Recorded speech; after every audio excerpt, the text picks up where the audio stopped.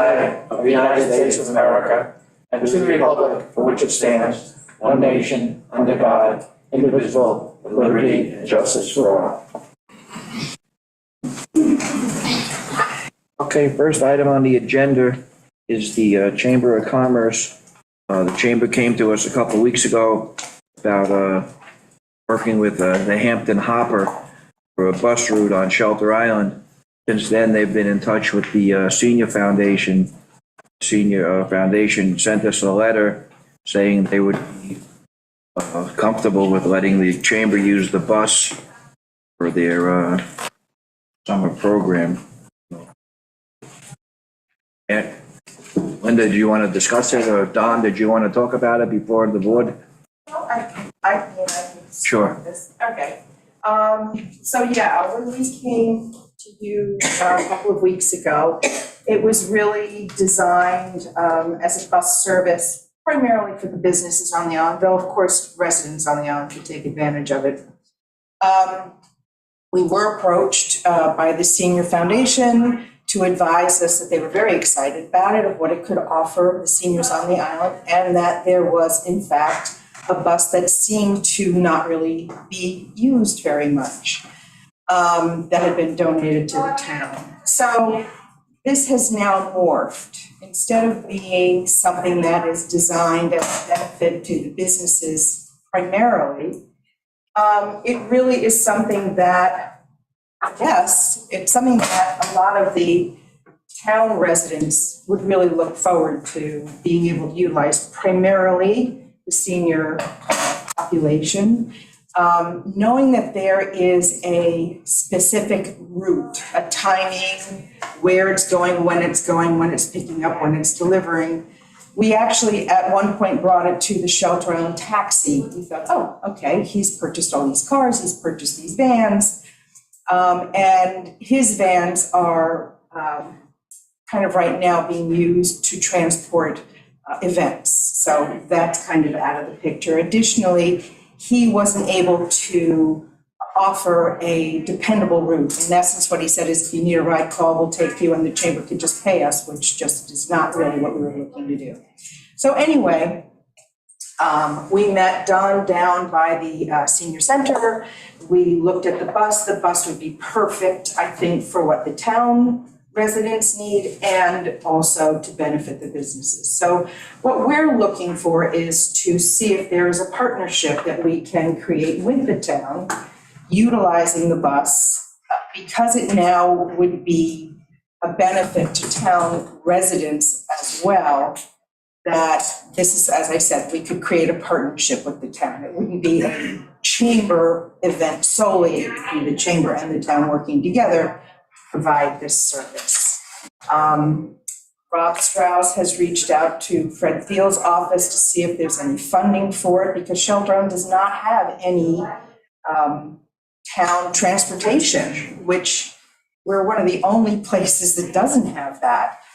So we're hoping we're going to get something from that, but we would like to be able to start the dialogue. Maybe it's something that can't happen this year, though it'd be great if we could get a portion of the season. If it's something that is truly beneficial for the town, maybe it'll extend a little further than Labor Day, because we're focusing now not just on businesses, but on town residents, and if they want to go to Greenport to walk there or whatever. Knowing that there is a bus route that they can depend on, they can go to the grocery store, they can go to lunch, they can go and do whatever. And it would benefit, I think, the town as a whole. So that's really what we're doing. But the devil's in the details. Mhm. So if we did a public-private partnership, who would pay the driver? Well, I think that's something right now, I think we would have to discuss that. If the insurance is covered by the town, maybe the chamber would pick up the driver. You know, I think we have to be able to sit down and go through what are the costs that are going to be potentially incurred by offering this service, and what are the costs that can be covered, or currently, I assume you're currently paying insurance on it. But what are the costs of the town is happy to put towards it, and what are the costs that the chamber is able to put towards it. And again, we're trying to find funding out there. I think we had said the last time we were going to look to see if there were grants out there to help pay for it. In addition, there are businesses that are going to be benefiting from it, and I would like, and I did do an informal survey, and they were all very favorable in being willing to pledge money. Nobody would say what, but it was too early to say how much Right. people would. But I think that the businesses will also pump into it. So I think we just need to be able to have the opportunity to sit down with you and find out, what we think those costs might be. You probably know better than we do because you've operated a bus. The senior foundation or the senior center, they may know better because they've operated a bus. I've never run a bus in my life, so I don't know. I think the biggest hindrance to the whole bus scenario since we got it is finding a driver. Right, and that's something I think that there may be someone on the island who might want to pick up some of that, because we're not talking about 7 days a week right now, 8 hours, 9 hours a day. We're talking about weekends right now. And maybe there is somebody who already is licensed who would be interested in picking up that. I believe, and I don't want to speak out of turn, but I think that the senior center or the senior foundation is in the process of trying to certify additional people. For this year, other than those options, I don't know what we can do, but you know what? There might be people on the island who are certified who would like to pick it up.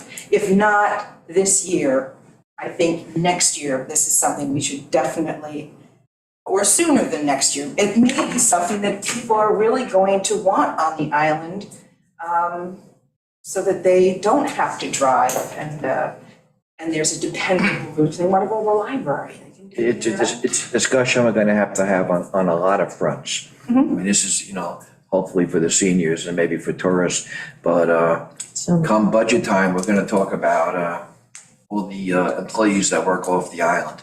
And last year, we started a program with the school where we used the nutrition bus to shuttle from the ferry. And that was kind of pushing the envelope a little. We probably shouldn't have used the nutrition bus, but it worked. And now with all our off island, and this came to light with all the interviews we've been doing lately. The people want to know, am I going to get paid for my ferryage? And the lines. And the lines. The teachers were saving close to over an hour, almost an hour and 20 minutes a day by doing the shuttle. So again, it's something else that possibly this could morph into. Also say that in the draft comp plan, transportation chapter, this is actually. Right. That it should be looked into, that an island-wide shuttle service would be a great service. And, and the potential help for the ferry lines to me is a big reason. Right. I think the key If the to, ferries were included in your loop. Right. Yeah, and they are, and I think that, that the whole bus concept of transportation for the island, whether it benefits the island residents, the seniors who are island residents, they're kids that need to go to different places, and their parents, saves their parents having to drive 3 kids 3 different places at 3 different times.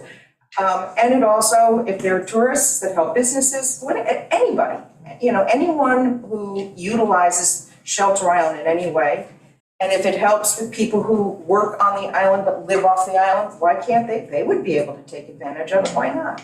I think the key is going to be, Stephen, the legality and the liability.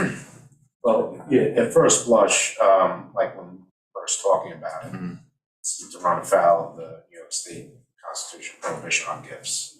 Like we can't just allow town resources to be used by a private entity, no compensation.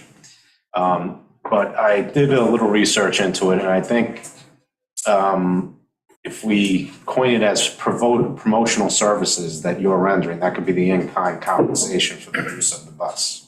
Right, but we're So- also, it's not just. No, I know it's also for residents, but we don't know what because again, when they're using it, they can be going to businesses, so it's.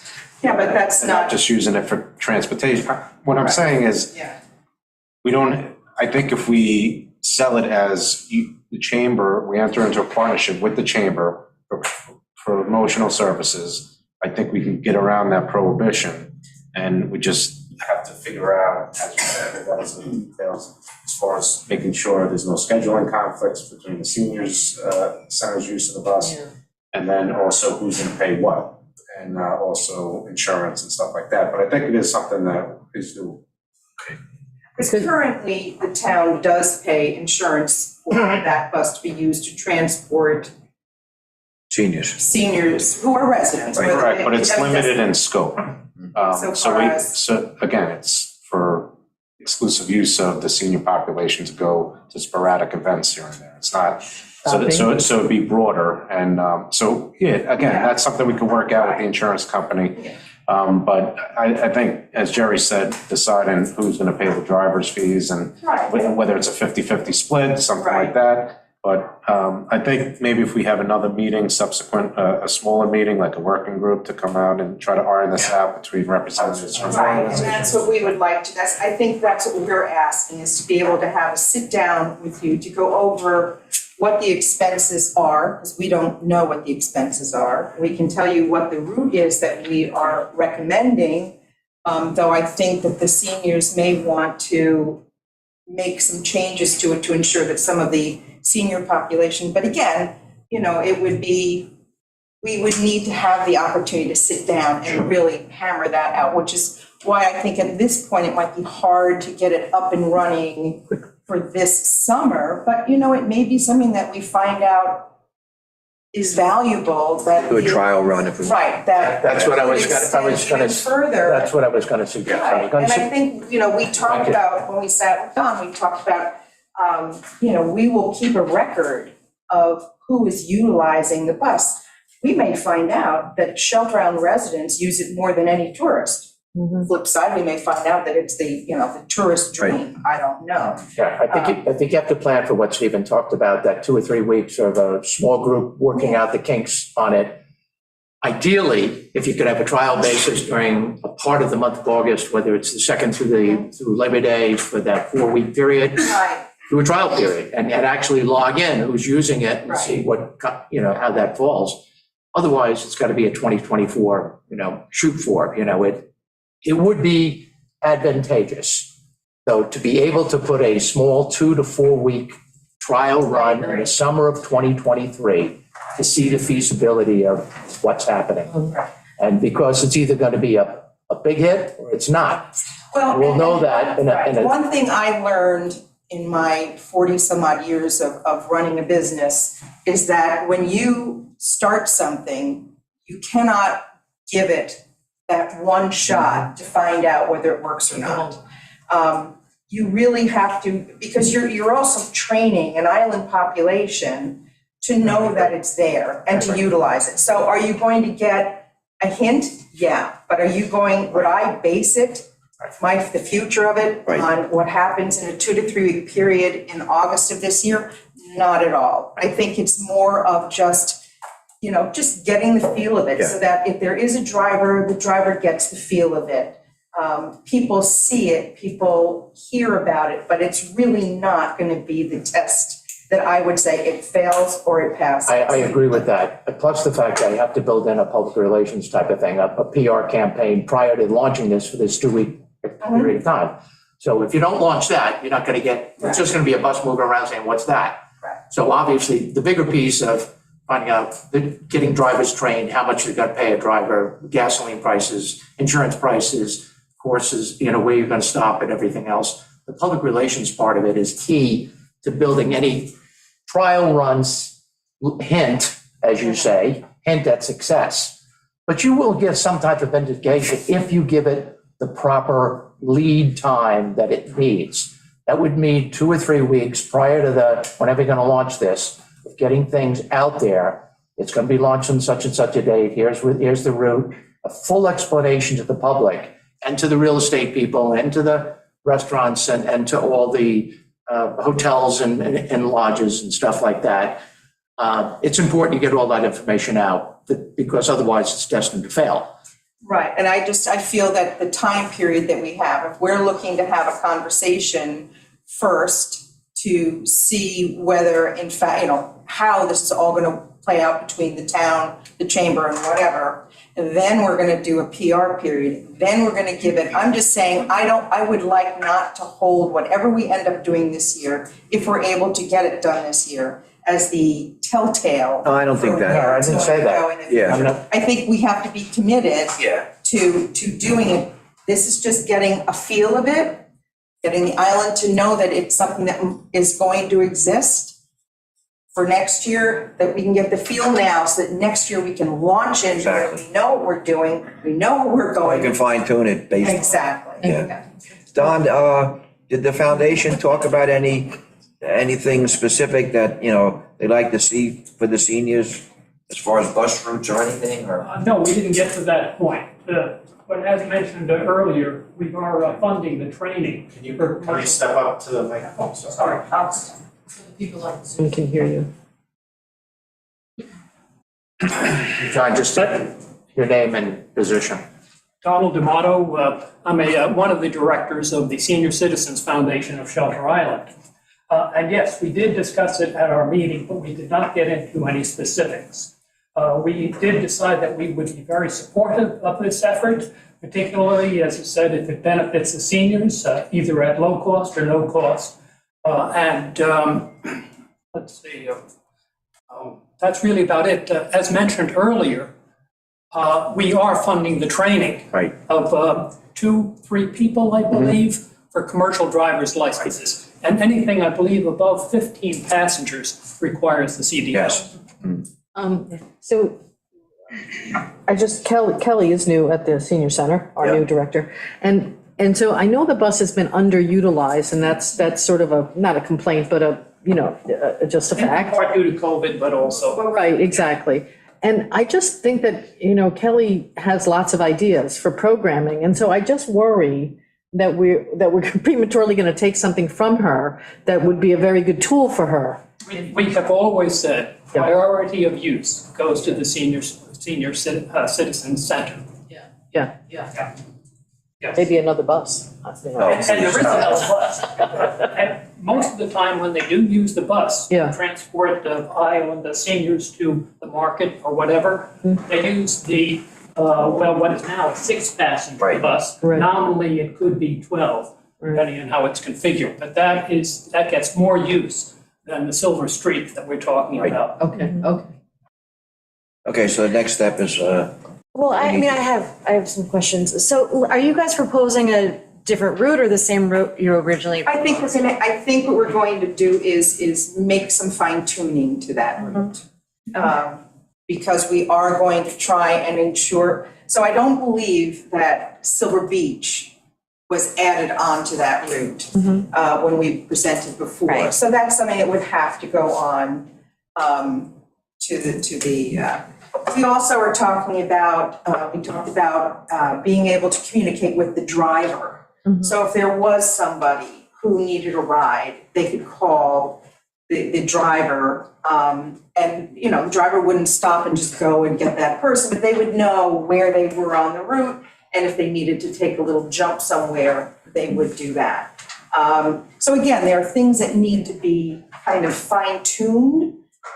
Even with the presentation we gave you, there was Right. fine-tuning that needed to be Yeah. done. It was really just to let you know what we were thinking about. Yeah. One thing, as Mr. D'Amato said, is when we met with him and from the foundation, he had advised that midweek, if that bus is going to be used, that's pretty much when it's going to be used. But regardless, if there was something that they were planning that required that bus, then we would have to either make another plan or we would have to let people know that the bus wouldn't be running that day. But I think that we can work with the senior center to ensure that if they're in need of the bigger bus, that we can make changes. So I think we're all willing to be very flexible to see if this thing can happen for the town.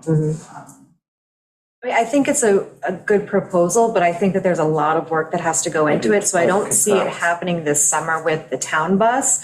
But if you wanted to circle back to the hopper for the summer to see how active it is and how much participation you get, At this That point, we might be- couldn't do, we can't do the hopper this year. It's done. That's finished. They needed to have a lead time and so that's finished. I think that if in fact we are, if we can sit and meet, I don't think we need to meet 18 times. I think we can sit down, we can meet once, we can see what the expenses are. We can figure out what we're going to do. I mean, we may find out that it's just not gonna work at all.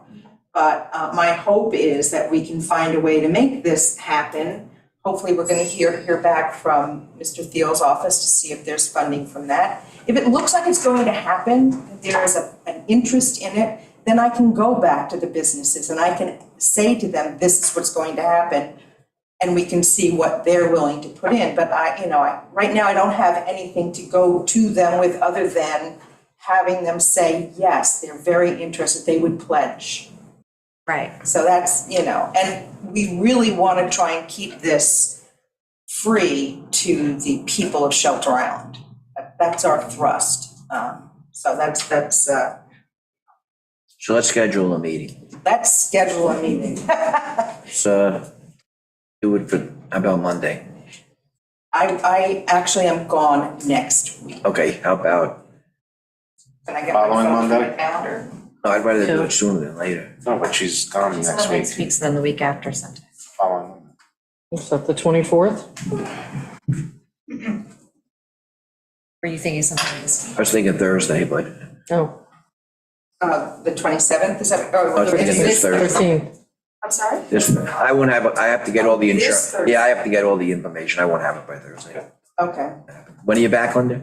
I come back on Friday, the 21st. I'm gone the 17th to the 21st. Let's do it that following Monday. That following Monday's fine with me. What's the The date? 24th. 24th? Okay, 10 a.m.? Anytime, Okay. So Don, you'll be there? what time, Okay. what time? 10 a.m.? 10 a.m. And that would be here? Yes. Okay. Thank you very much for your Excited. time. I appreciate it. We'll see who we have to bring in. Should ask Kelly. Christina or Kelly. Yeah. We'll have the insurance information. Yeah. Stephen, whatever legal we need. And I'll have seen Fred Deal. I'll see him this week, so. Okay, thank you. Thank you very much. Okay, next item on the agenda is the West Neck Water District Extension.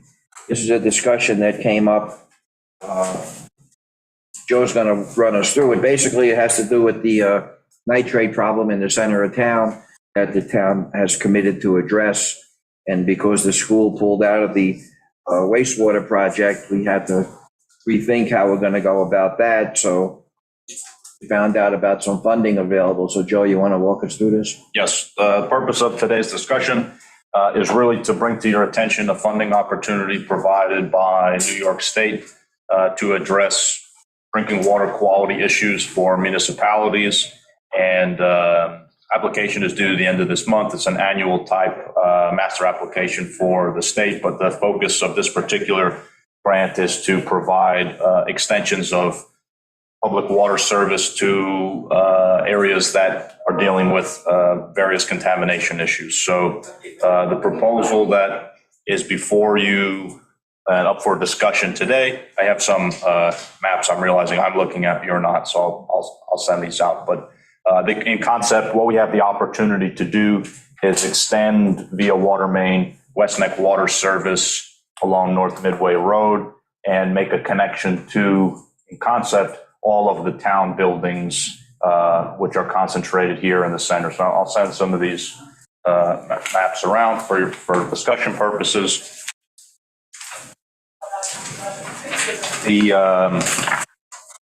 The service connections would be provided. Does Christina have this? No, she doesn't. Yep. The service connections would go to the school, to the Legion, the town hall complex, the police department, fire department, library, and with the possible extension to the EMS building and also the senior center. That incorporates all of the municipal buildings, which are located in our, quote, center triangle area. All of those buildings have water quality issues for the most part of their own, not necessarily the same water quality issues, but also those buildings are officially designated as non-community water systems. So they are, in fact, a type of community well, which have separate regulations for testing, treatment, water quality standards, et cetera.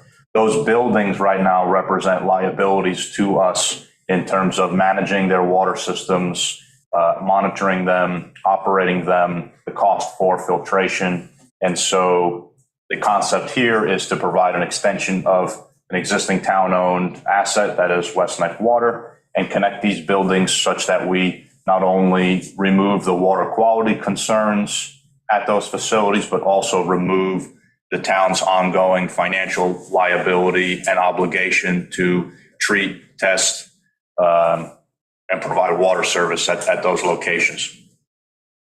There has been there is an opportunity here for the grant to pay 60% of the cost. And in partnership with Suffolk County Water Authority, they would provide the cost of the additional water supply out of their expense. So this grant covers the water main and the connections to the buildings. Suffolk County Water would provide at their cost the additional supply that's needed to bolster the sort of instantaneous water output via wells to the system. So this becomes a very attractive financial opportunity for the town to lay a key piece of infrastructure that can serve multiple purposes. It can help us address the immediate water quality issues that we have at these town buildings. It also can help limit or eliminate the ongoing financial obligations we have at these facilities to meet the current non-community well standards from the state and from the county. Just as a point of reference, the Presbyterian Church system is considered a non-community system. We don't own the facility. It's not actually included on this list. I recommend that it do be included if our use there continues.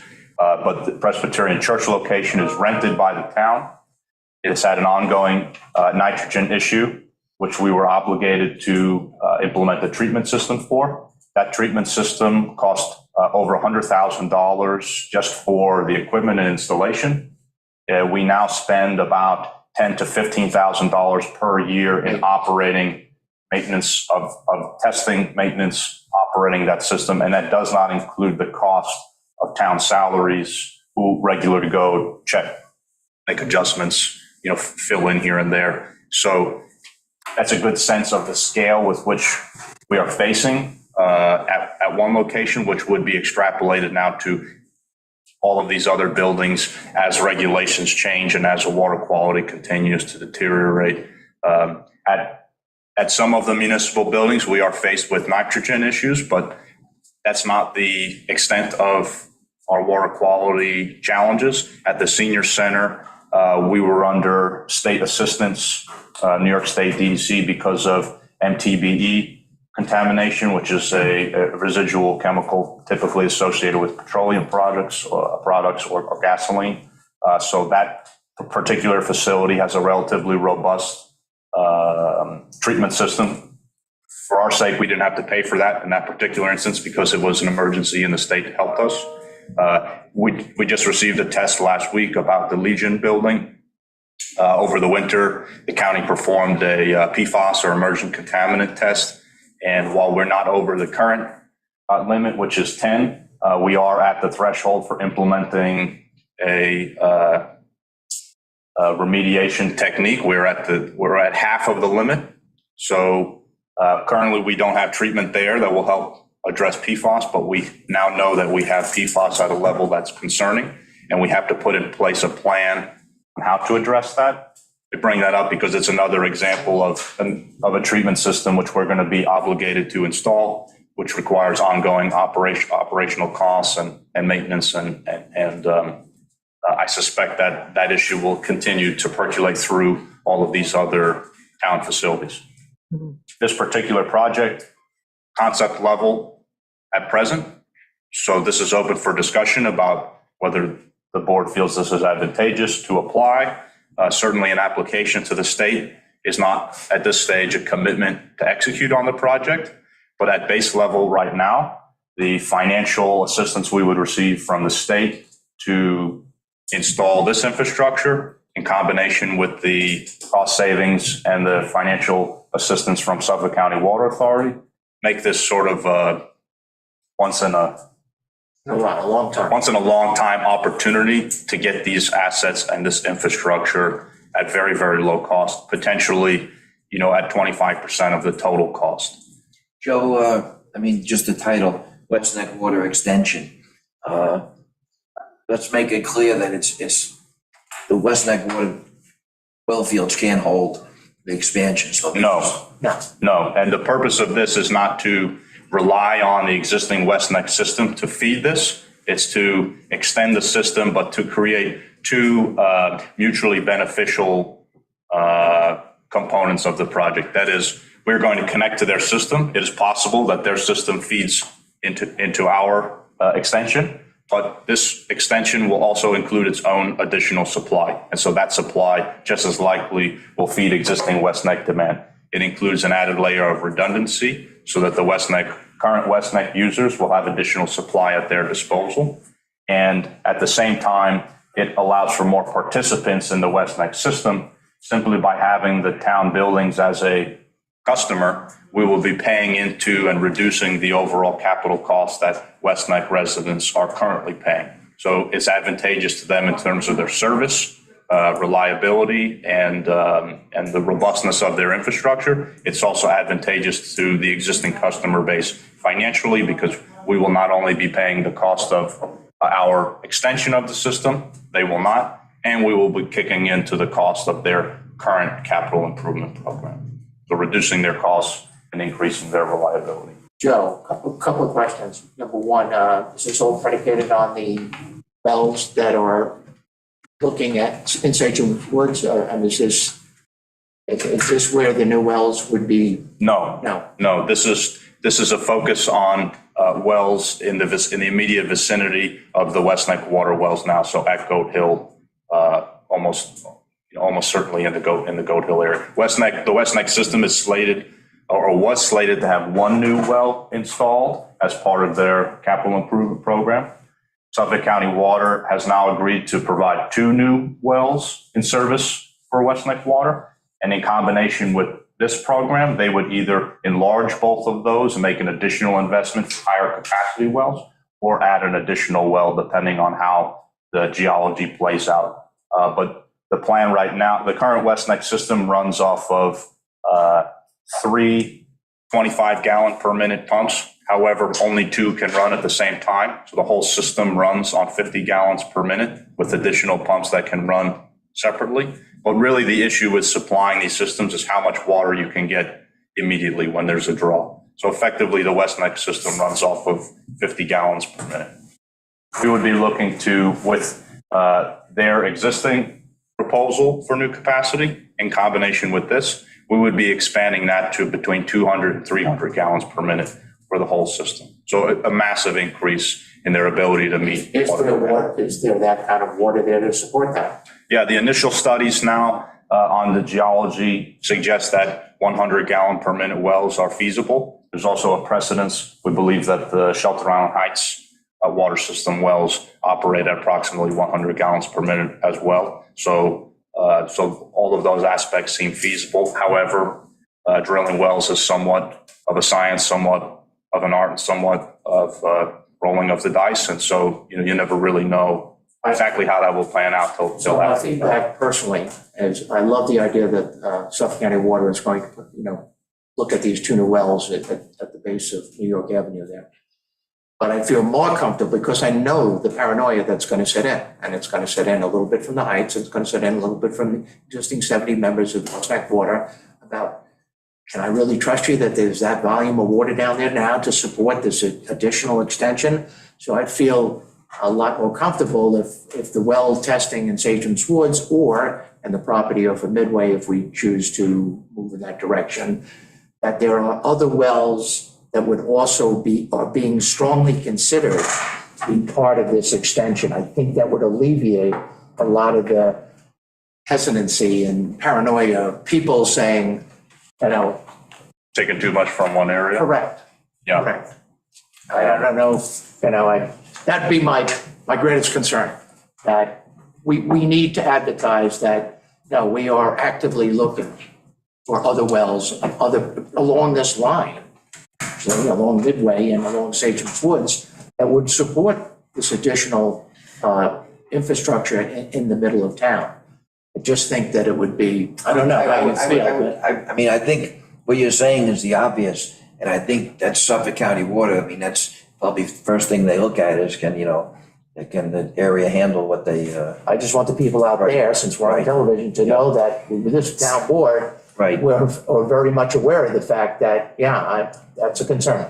Joe, because last I, we chatted in work session, it was Sagem's Woods we were looking at, so, are we backing away, are we doing that more in a timed, in a phased in, or it's just? I would best describe Sagem's Woods as a concurrent but separate adventure, so to speak. We, for this particular extension, because the water service is relatively limited, we don't require that much water to service these buildings. The Sagem's Woods development is not required for this particular work. So this, what you're showing us here would be for the grant. This is what the grant would Exactly. cover, and this is what we would And be it's very applying limited in for. scope. This is, Right. connections are isolated exclusively to municipally owned buildings that serve the public. It's also limited in supply, so it does appear like a lot of water main. Certainly that begs a question, a lot of pipe. You're going past a lot of other places, but this program does not permit enough water to go to all those other connections. So those other connections cannot be considered at this time. This is not, it's not possible in any short or even midterm to make all of these, and to even consider any of these private connections along the way. So, And Joe, that's what the grant application. If and when people along the route wanted to hook up, and Suffolk County Water realized that they needed more water, and they decided to drill in Sagem's Woods, that would be 100% at their expense. It would be 100% at their expense. Yep. And it's not to say that I think Sagem's Woods is not a good option or it is a good option. Certainly, there's a tremendous value in pursuing that study simply for the sake of knowing. But this particular project is not looking at that broader community engagement, community connection. It's simply to connect to and fulfill these needs that we have as a municipality. Certainly, there are people who are along that route that perhaps have serious water quality problems or accessibility problems. And that's, I think, a community decision to make in conjunction with Suffolk Water, if in the future they're able to supply those folks with the volume that they need, and those folks do need it for the sake of public safety, domestic water use, et cetera, then certainly, that would make a lot of sense. But that's not what's being considered right now. No, but, also just to keep in mind, for me, this is, a happy development. But Suffolk County Water, by its legislation, can bring, if asked, water. So we have to any area. If asked. If asked. Yes. And their own rubric is 40%, because it cost-wise, it makes sense that way. But what I'm saying is if all this infrastructure is here, and 40% of the people along this route say, please hook us up, we don't have potable water, then it would be Suffolk County Water's sort of obligation almost. As long as they have the water to do it. Yeah, well, then they would almost have to go looking for it, Well, simply asking doesn't obligate them. It doesn't, okay. To find more water. There's many cases, the North Fork is one of them, where Suffolk Water has put their own moratorium on connections, additional connections, Oh, interesting. because they can't adequately supply them. So yes, that is true, that if there is a request for water and it's available, in many cases, if it's because of water quality potability issues, they have to make the connection. But if they can't supply the water safely, or there isn't the availability, then that's not necessarily the case. And that's likely the circumstance we will be in this particular proposal folks along the route may request so, but there just won't be enough water to make those connections. So it's not an option at this time. So I know Gordon's president of the CPF properties. In the future, one of the things that we're going to have to look for are properties that have good water, large parcels of property. We're looking at a couple of them right now that are privately owned that I won't mention names, but that might bear tremendous fruit when it comes to water quality and the amount of good water and lots of it. And I would like to see that, in the future, it is great to get all these parcels of land along the seashore protected. But folks, we do need the water quality. We need the volume of water that there are people that own significant parcels of property that could be sitting on some very good water. And again, we've talked about this privately, that different properties that we're looking at now that might be able to, Suffolk County might be willing to go up and take a look at to see if it is as advertised, really good quality water and lots of it. Because that would answer a lot of these questions. If you can get a parcel of, a 10 acre, 15 acre parcel of land that sits on a big thick lens of water and the water quality is great, this addresses a lot of the needs inside, not only these current needs, but future needs. I just think that the priority system, when it comes to looking for properties, I'm not going to be here. Three of us are not. But I'm urging people in the future, this has to become a high priority. Agreed. And just for the sake of saying it, Jim, because we're on TV, like you said, this is not this discussion here is not a commitment to the project. It's simply for feedback from the town board so we can choose to make this application to the state or not. That's happening in a couple of weeks. So if there is input as to how we should proceed or approach this, now's the time for discussion. We don't have that much more lead time. The end of the month is the deadline. So this is sort of an initial conversation. I think we should continue it at the next possible work session or maybe one work session after that. But we need to. I'm prepared right now.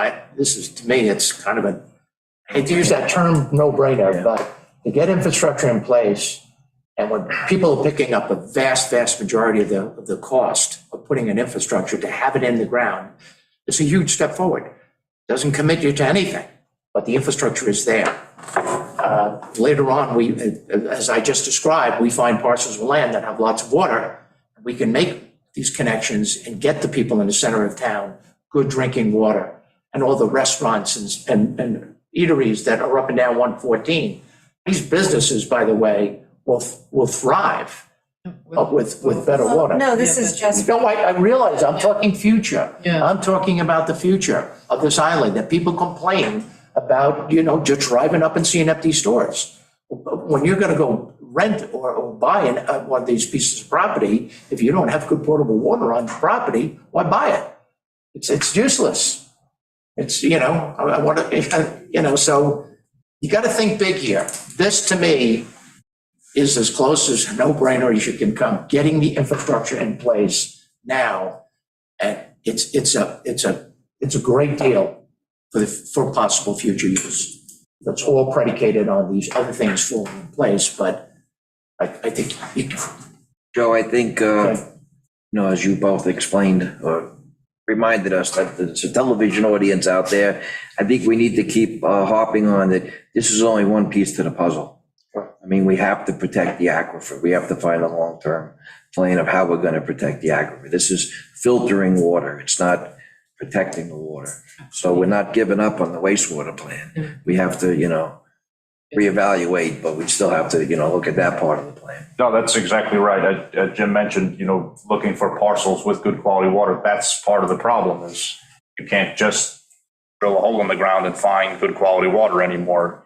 Because we continue to pollute, it becomes harder and harder to find those sources. So yes, this is one piece of the puzzle. It's the front end. We were working on the back end, no pun intended last time. But that is the comprehensive water management plan that the municipality should continue to invest in. Question, you might have said this and I missed it, but how much is this gonna cost, and then what What is is 25%? covered by the grant? Twice as large as what we looked at originally. Yeah, so this is about 12,000 linear feet. Yep. And the estimated cost for the main and connections is about $5 million. There are additional costs to that, not borne by us, but that's what the grant application would make. So we would be on the hook for 40% of 5 million Okay.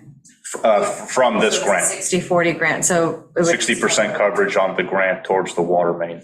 All right, and then, Why we're not responsible for that. That's an additional cost to the total project, but that's not one that we have to be concerned about with. But didn't you say Squaw would pick up 15% then, or no? Did I mishear that? The cost of the water main Yeah, and the connections is about $5 million. yeah. So 60% of that is what the grant would cover. There are additional costs beyond the 5 million for supply, treatment, pump houses, et cetera. Right. That would be covered by Suffolk County Water Authority. and this is a New York State grant? This is in New York You State. look and see if county has grant monies available too, and combine Yes. it all and Yes, that magic. this grant, whatever they make you pay in, you can still subsidize with other grants, and we've done things like that in the past. So I don't know offhand if this particular project is eligible for the county's WQPRP program, but that's an example of one we've used in the past as a smaller grant to complement what you have left to pay on the bigger grant. Is Jen aware of this? Yes. She's aware of it. Jen brought this to our attention, so. Okay. So Jennifer is our grants writer, by the way, part-time grants writer. And quite a bit of money every year. The best investment we ever made here is getting a part-time grants writer, by the way. So it's a 3-2 split. And basically, they're going to pick up 3 million, we'll pick up 2 million. But again, look for other ways of alternate fundings, pick up our portion of that $2 million.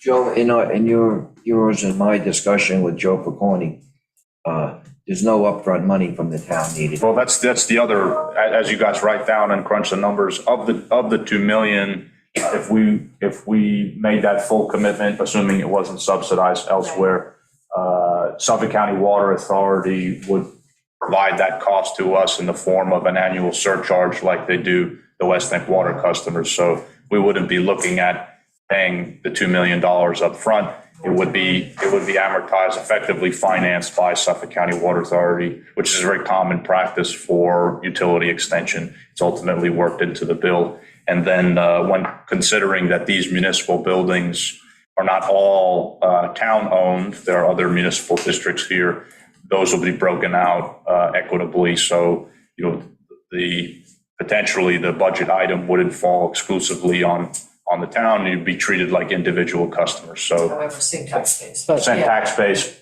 for but I get you. budgeting, Yeah. it gets broken up, yeah. further. And those costs, are mostly manageable, certainly on a scale of what our budgets would check out to be.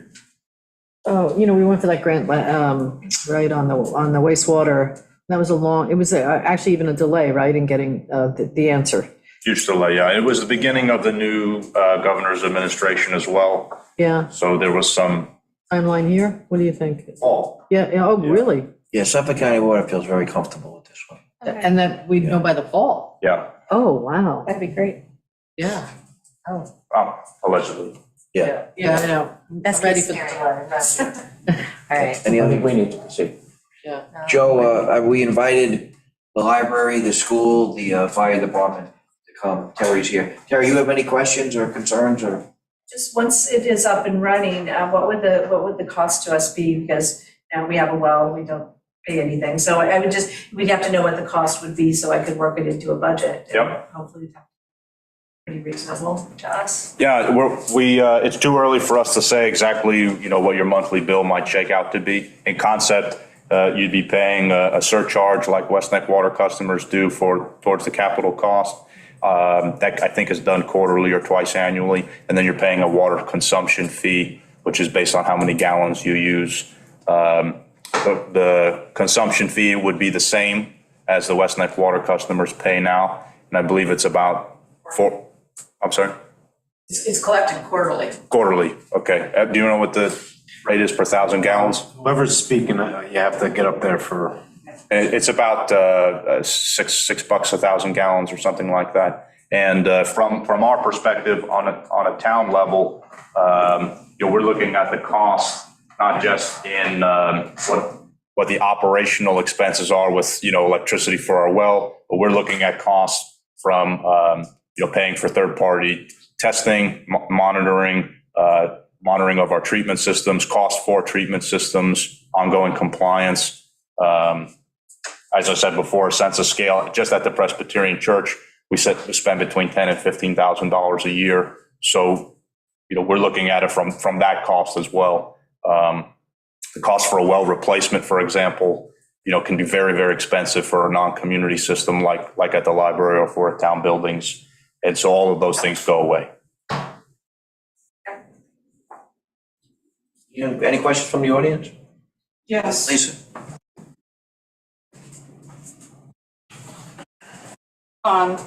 I have 3 questions. One of them, I know you spoke about how the infrastructure breakdown costs would be. We're talking about that. With regards to West Neck Water carrying its own surcharge right now. Mm-hmm. So this would not be, we would all have our surcharge and this project would have its own surcharge. Right, that's right. So I don't understand how the burden for our surcharge would be lifted by having more customers unless it's just the rate increase. When West Neck Water took on the surcharge and the new operating agreement, the water rate was increased as a way to help pay for the surcharge. Right. As you recall, let's just say you paid $10 per unit of water. The actual cost of the water from Suffolk Water is about $5.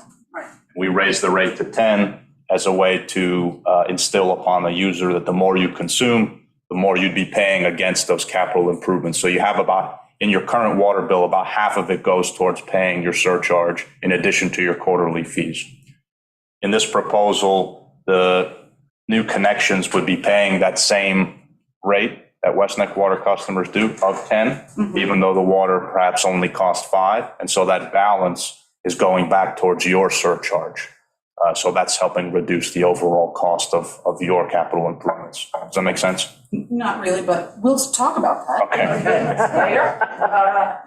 Also, is there any estimated pumpage of the projected project? Like, do you have any data about how much water would actually be used by the municipal buildings? It's relatively small, so in the single digit 1,000 gallons per day, not very much in terms of new demand. Okay, because West Neck, we pumped, I think 2 years ago, about 1 million gallons.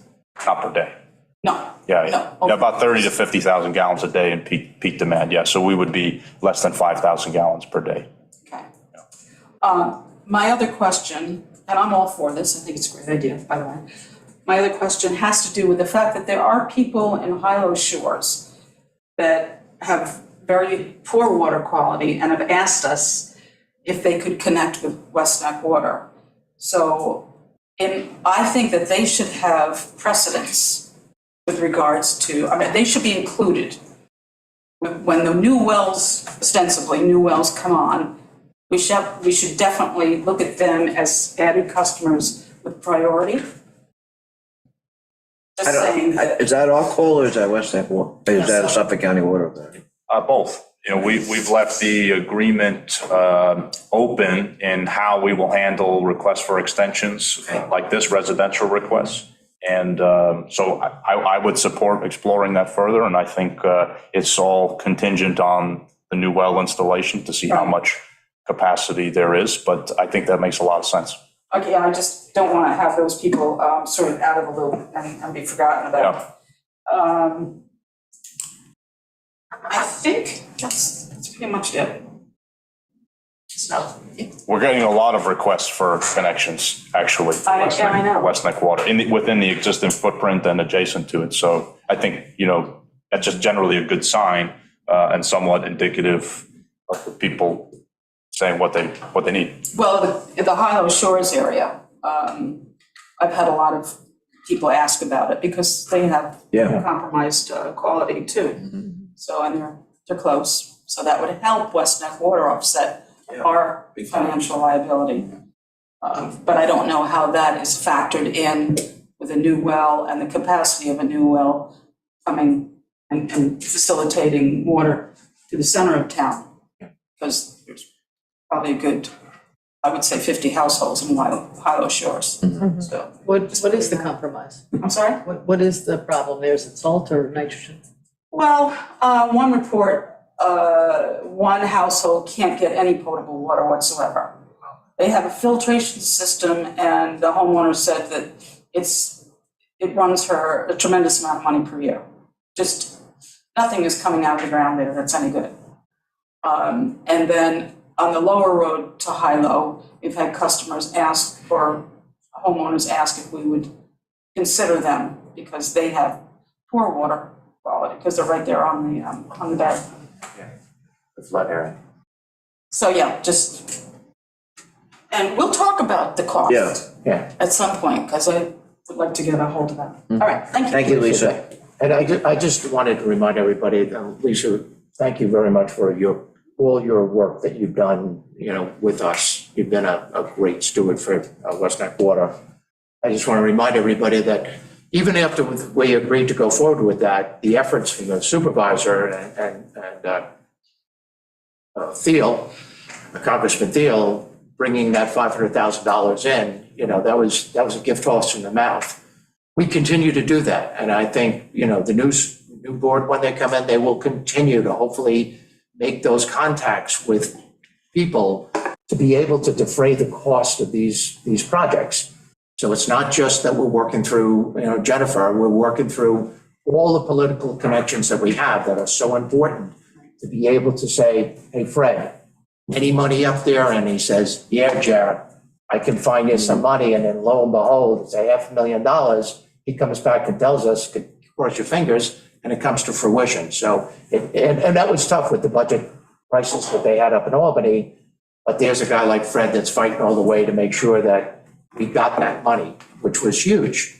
And hopefully. And we appreciate it. We thank your efforts in that. And I would like to note that Art Williams also, however many years ago, also procured a sizable grant for West Neck Water. Right. So that was a big benefit to us back in 2002?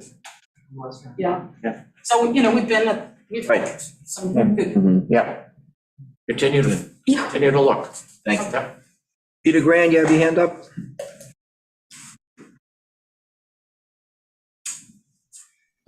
Sorry, yes. No, I didn't, I don't really want to take the floor particularly, but I do want to say that from my contact with people in the community, I think that you're going to find that there's more demand over time than you expect, or not.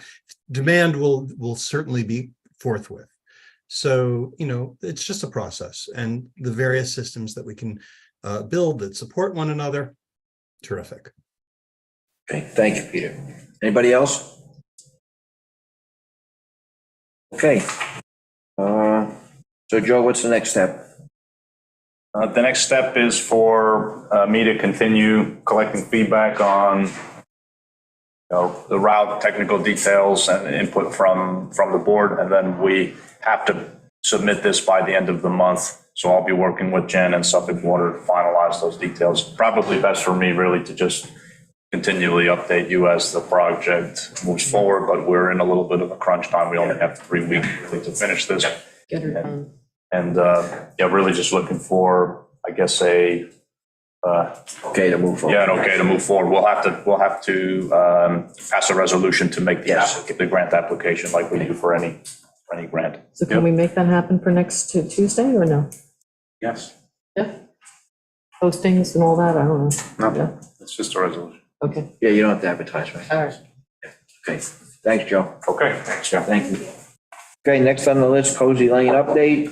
I know Brian's been dealing with a lot of the asbestos removal and the possible storage. Brian? So the asbestos has been removed last month. The power is off the house. The only thing we have to do is take everything out of the garage, inventory it, and store it someplace. So for right now, we're gonna use the barn right here. One section of the barn is temporarily being used for one of the tenants, which he says is gonna be out by the end of the week. So we'll use the main section of the barn. After that, we'll store it in the other section because the highway department stores other stuff in there during the wintertime. We are scheduled to demolish Monday and Tuesday of next week. I have had to do it before one of my guys goes on vacation, which is on Thursday. I went out and got prices on containers from private companies. And I got 2 responses. One was Mickey's Carting, which was $1,040 per container, including ferry to dispose of the material. Danny Binder from Shelter Island matched that price. So he's going to be the one that will take it off the island to dispose of the construction debris when we take the house down. He's all lined up, ready to go on Monday morning. So we'll get that stuff out of the garage this week, put it in the barn, inventory it, and then we're ready to go. Stephen, what do we do with that stuff? Well, I would like to give the owner like 90 days to pick up, because I'm saying 90 because it's been a hard time getting in touch with them. So at least I want to ensure that we send the certified return receipt of what we have and whether or not he wants to pick it up. And then when that 90 days elapses, then it's my recommendation that you auction off whatever's in there and use the proceeds to pay off. Okay. Yeah, the demolition. Does anybody know when the annual auction for the police department is? Usually in August. It's late August, isn't it, Melanie? Yeah. And we can't meet that, so you want to go beyond that date. Yeah. Yeah, again, given the Yeah, circumstances. I would also say that photographs, when we notify, if we could take pictures of what we have stored there of his property. It's going to be in the barn. It's significantly better stuff than the police usually auction, equipment wise. Yeah, there's a couple of pieces of equipment in the garage that look fairly new, I guess, not used. Tools, yep, Some tools, kayaks in the backyard. kayaks. Yeah. Brian, you're comfortable you can get it done in 4 days?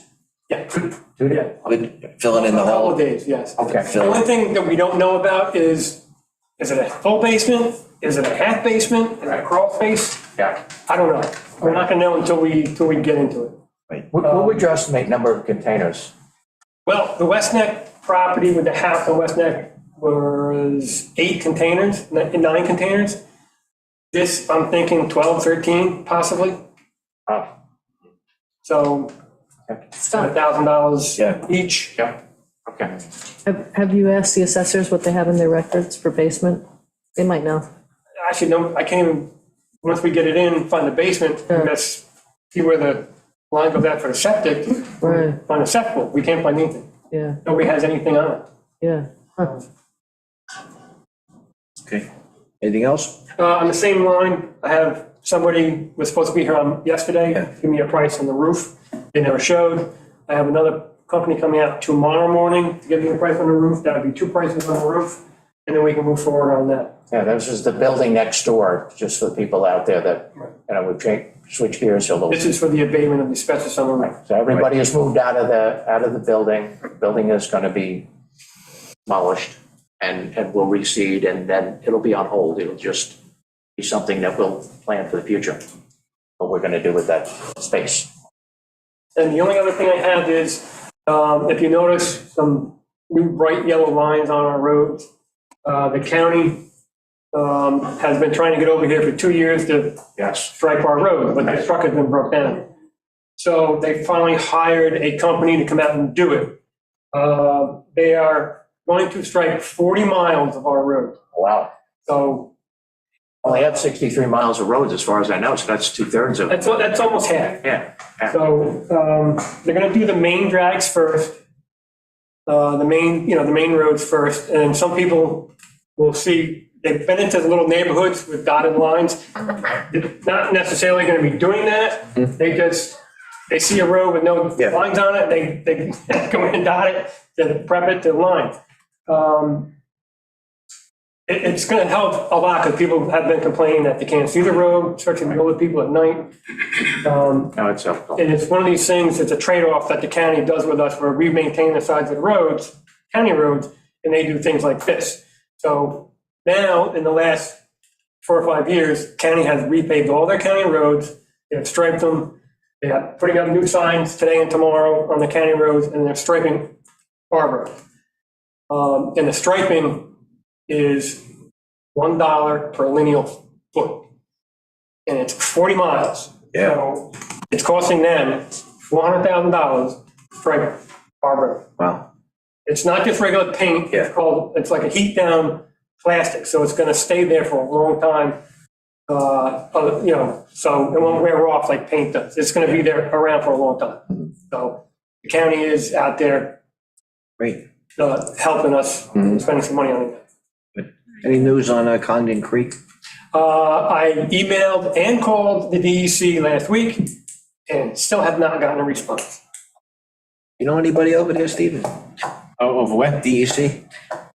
I used to have a guy, but no, I have a. Okay. Wait a I don't know, it's almost time to possibly talk about a state representative. Yeah. Or something, because It's been so long. It's been a long it's time. been a long time. Yeah. I'll put that on my list. My reapplication for the third reapplication was February, January, Oh, really? and still no response. So, So for the people out there that on Condon Dock, with the bulkhead and the repaving, the raising of the plaza a little bit in front of the, doing it right with the ramp, right? yeah, Yeah, putting a new bulkhead in and raising up the road because it floods there a lot. constant high tide over the bulkhead into the road, so. Right. And it would increase the turnaround ability too. You'd be able to launch your boat a little bit easier. A little easier to launch the boat, right? There, make that turn. And Brian, last thing I have is how about the handicapped access? What's the street? Now the fireworks are over, you can, order the material. We'll get rid of it. Good. Okay. Great. That'll be done. Thank you. Okay, thank you. Okay, next on the agenda, dredging permit procedure. Who wants to walk us through this one? Yes, so I was asked to just explain what the current process is in the town code regarding dredging. We start at section 53-16 of the town code entitled Permit Required, and it says, "No person shall remove or move any sand, gravel, or other material from such lands in the town of Shelter Island without first obtaining a permit from the Shelter Island Town Board." Now, there's no specific permit requirements, application process, whether or not there's a hearing, it's just that one simple statement. However, in my mind, the 14th Amendment requires that we have, we employ substantive due process, meaning there should be notice and opportunity to be heard in a public hearing. So even though that's not explicitly in there, that's what we should be doing, is having a hearing when and if someone wants to dredge. The question came up, they need wetlands as well. So then you go to section 53-18, and it says clearly, in addition to the requirement of this chapter, any dredging in, on, or over a wetland or within a regulated area, as defined in chapter 129, shall apply for a permit under chapter 129. Within wetlands and within the dock chapter, which this is part of dredging, pre-existing non-conforming is okay to maintain. So if you've always historically been in an area, you can continue to do so. I would argue you still need the permit, but the wetlands might be waived. But you need a DEC permit before you can do anything, right? Yeah. Okay. So now, when you get to the wetlands section, you go to 129-2, permit required. It says any regulated activity in, on, or over, or within the regulated area shall require a wetlands permit, unless specifically blah, blah, blah. So what is regulated activity? You have regulated activities within the chart, but you also have a definition, 129-8, of regulated activities, and the first one, activities requiring a permit including but not limited to A, dredging, either directly or indirectly. Now, this begs the question, are you within the regulated area? So this would have to be a determination made by the building department whether or not the dredging is within the regulated area. By definition, it has to be. And then, yeah, You're at the shoreline. well, no, but it's a little more complicated than that. All right. So it says regulated area, the area in, on, or over a wetland and within 100 feet of the landward boundary of a tidal wetland or within 100 feet of the landward boundary of a freshwater wetland as measured horizontally. It shall consist of a 75-foot vegetative buffer plus the 20-foot adjacent regulated area. And then you go to the definitions of what's a tidal wetlands and what's a freshwater wetlands, and good luck. No, it's above my pay grade to determine this, but it's all in there. And, if the building department has questions, they should require that a environmental analyst or someone, or architect, engineer confirms that it falls or does not fall within the definition. So it's kind of convoluted, but So wasn't at the there, end of the day, you need the dredging permit. And if you're dredging within or near the wetlands, you need a What wetland. brought this discussion up? Why are we? I think even if you're putting the spoils, The thing because Yeah. the dredging itself is outside of the wetlands boundary. The wetland is from mean high water to 100 feet inland. So you're dredging outside. Not necessarily. You had that situation, what was it? that no, we're in the dredging within heights at the Scudder. Yes. They actually, Well, but that's because it's a basin. yeah, it was a created basin, yeah. Yeah. No, but But like I even an said, inlet, it would be within 100 feet of, I would like to, Well, within 100 like feet of Warrior, I'm what? thinking, of the, from mean high tide to the upland shore, that. but we shouldn't get bogged down in that. All right. That's why I referenced, we have the definitions. So the Right. definitions of a tidal wetlands, and within 100 feet of that tidal wetlands or freshwater wetlands, you need a wetlands permit for dredging. So, But it was the spoils issue, I Well, thought. Yeah. that's. no, the act of dredging. Could you explain why we're talking about this? have no idea. It was on the agenda. We had two Well, no, the public hearing, there wasn't clear whether we need public hearing for this and which kind of the public hearing. Yeah, Right. yeah. Well, because we had the one applicant who came who did the dredging without a permit, because historically, essentially the clerk's office had always just issued the permit because it was a pre-existing. But he had a dredging, DEC and permit. he had Oh, he yeah, had a DC, it's a And he multi-year had a DEC. standing DEC permit, but it Right. goes for like 10 years or Yeah. something, instead Yeah. of for They a issued significant the amount of time. DEC permit with the application. Right. As Right. well as insurance.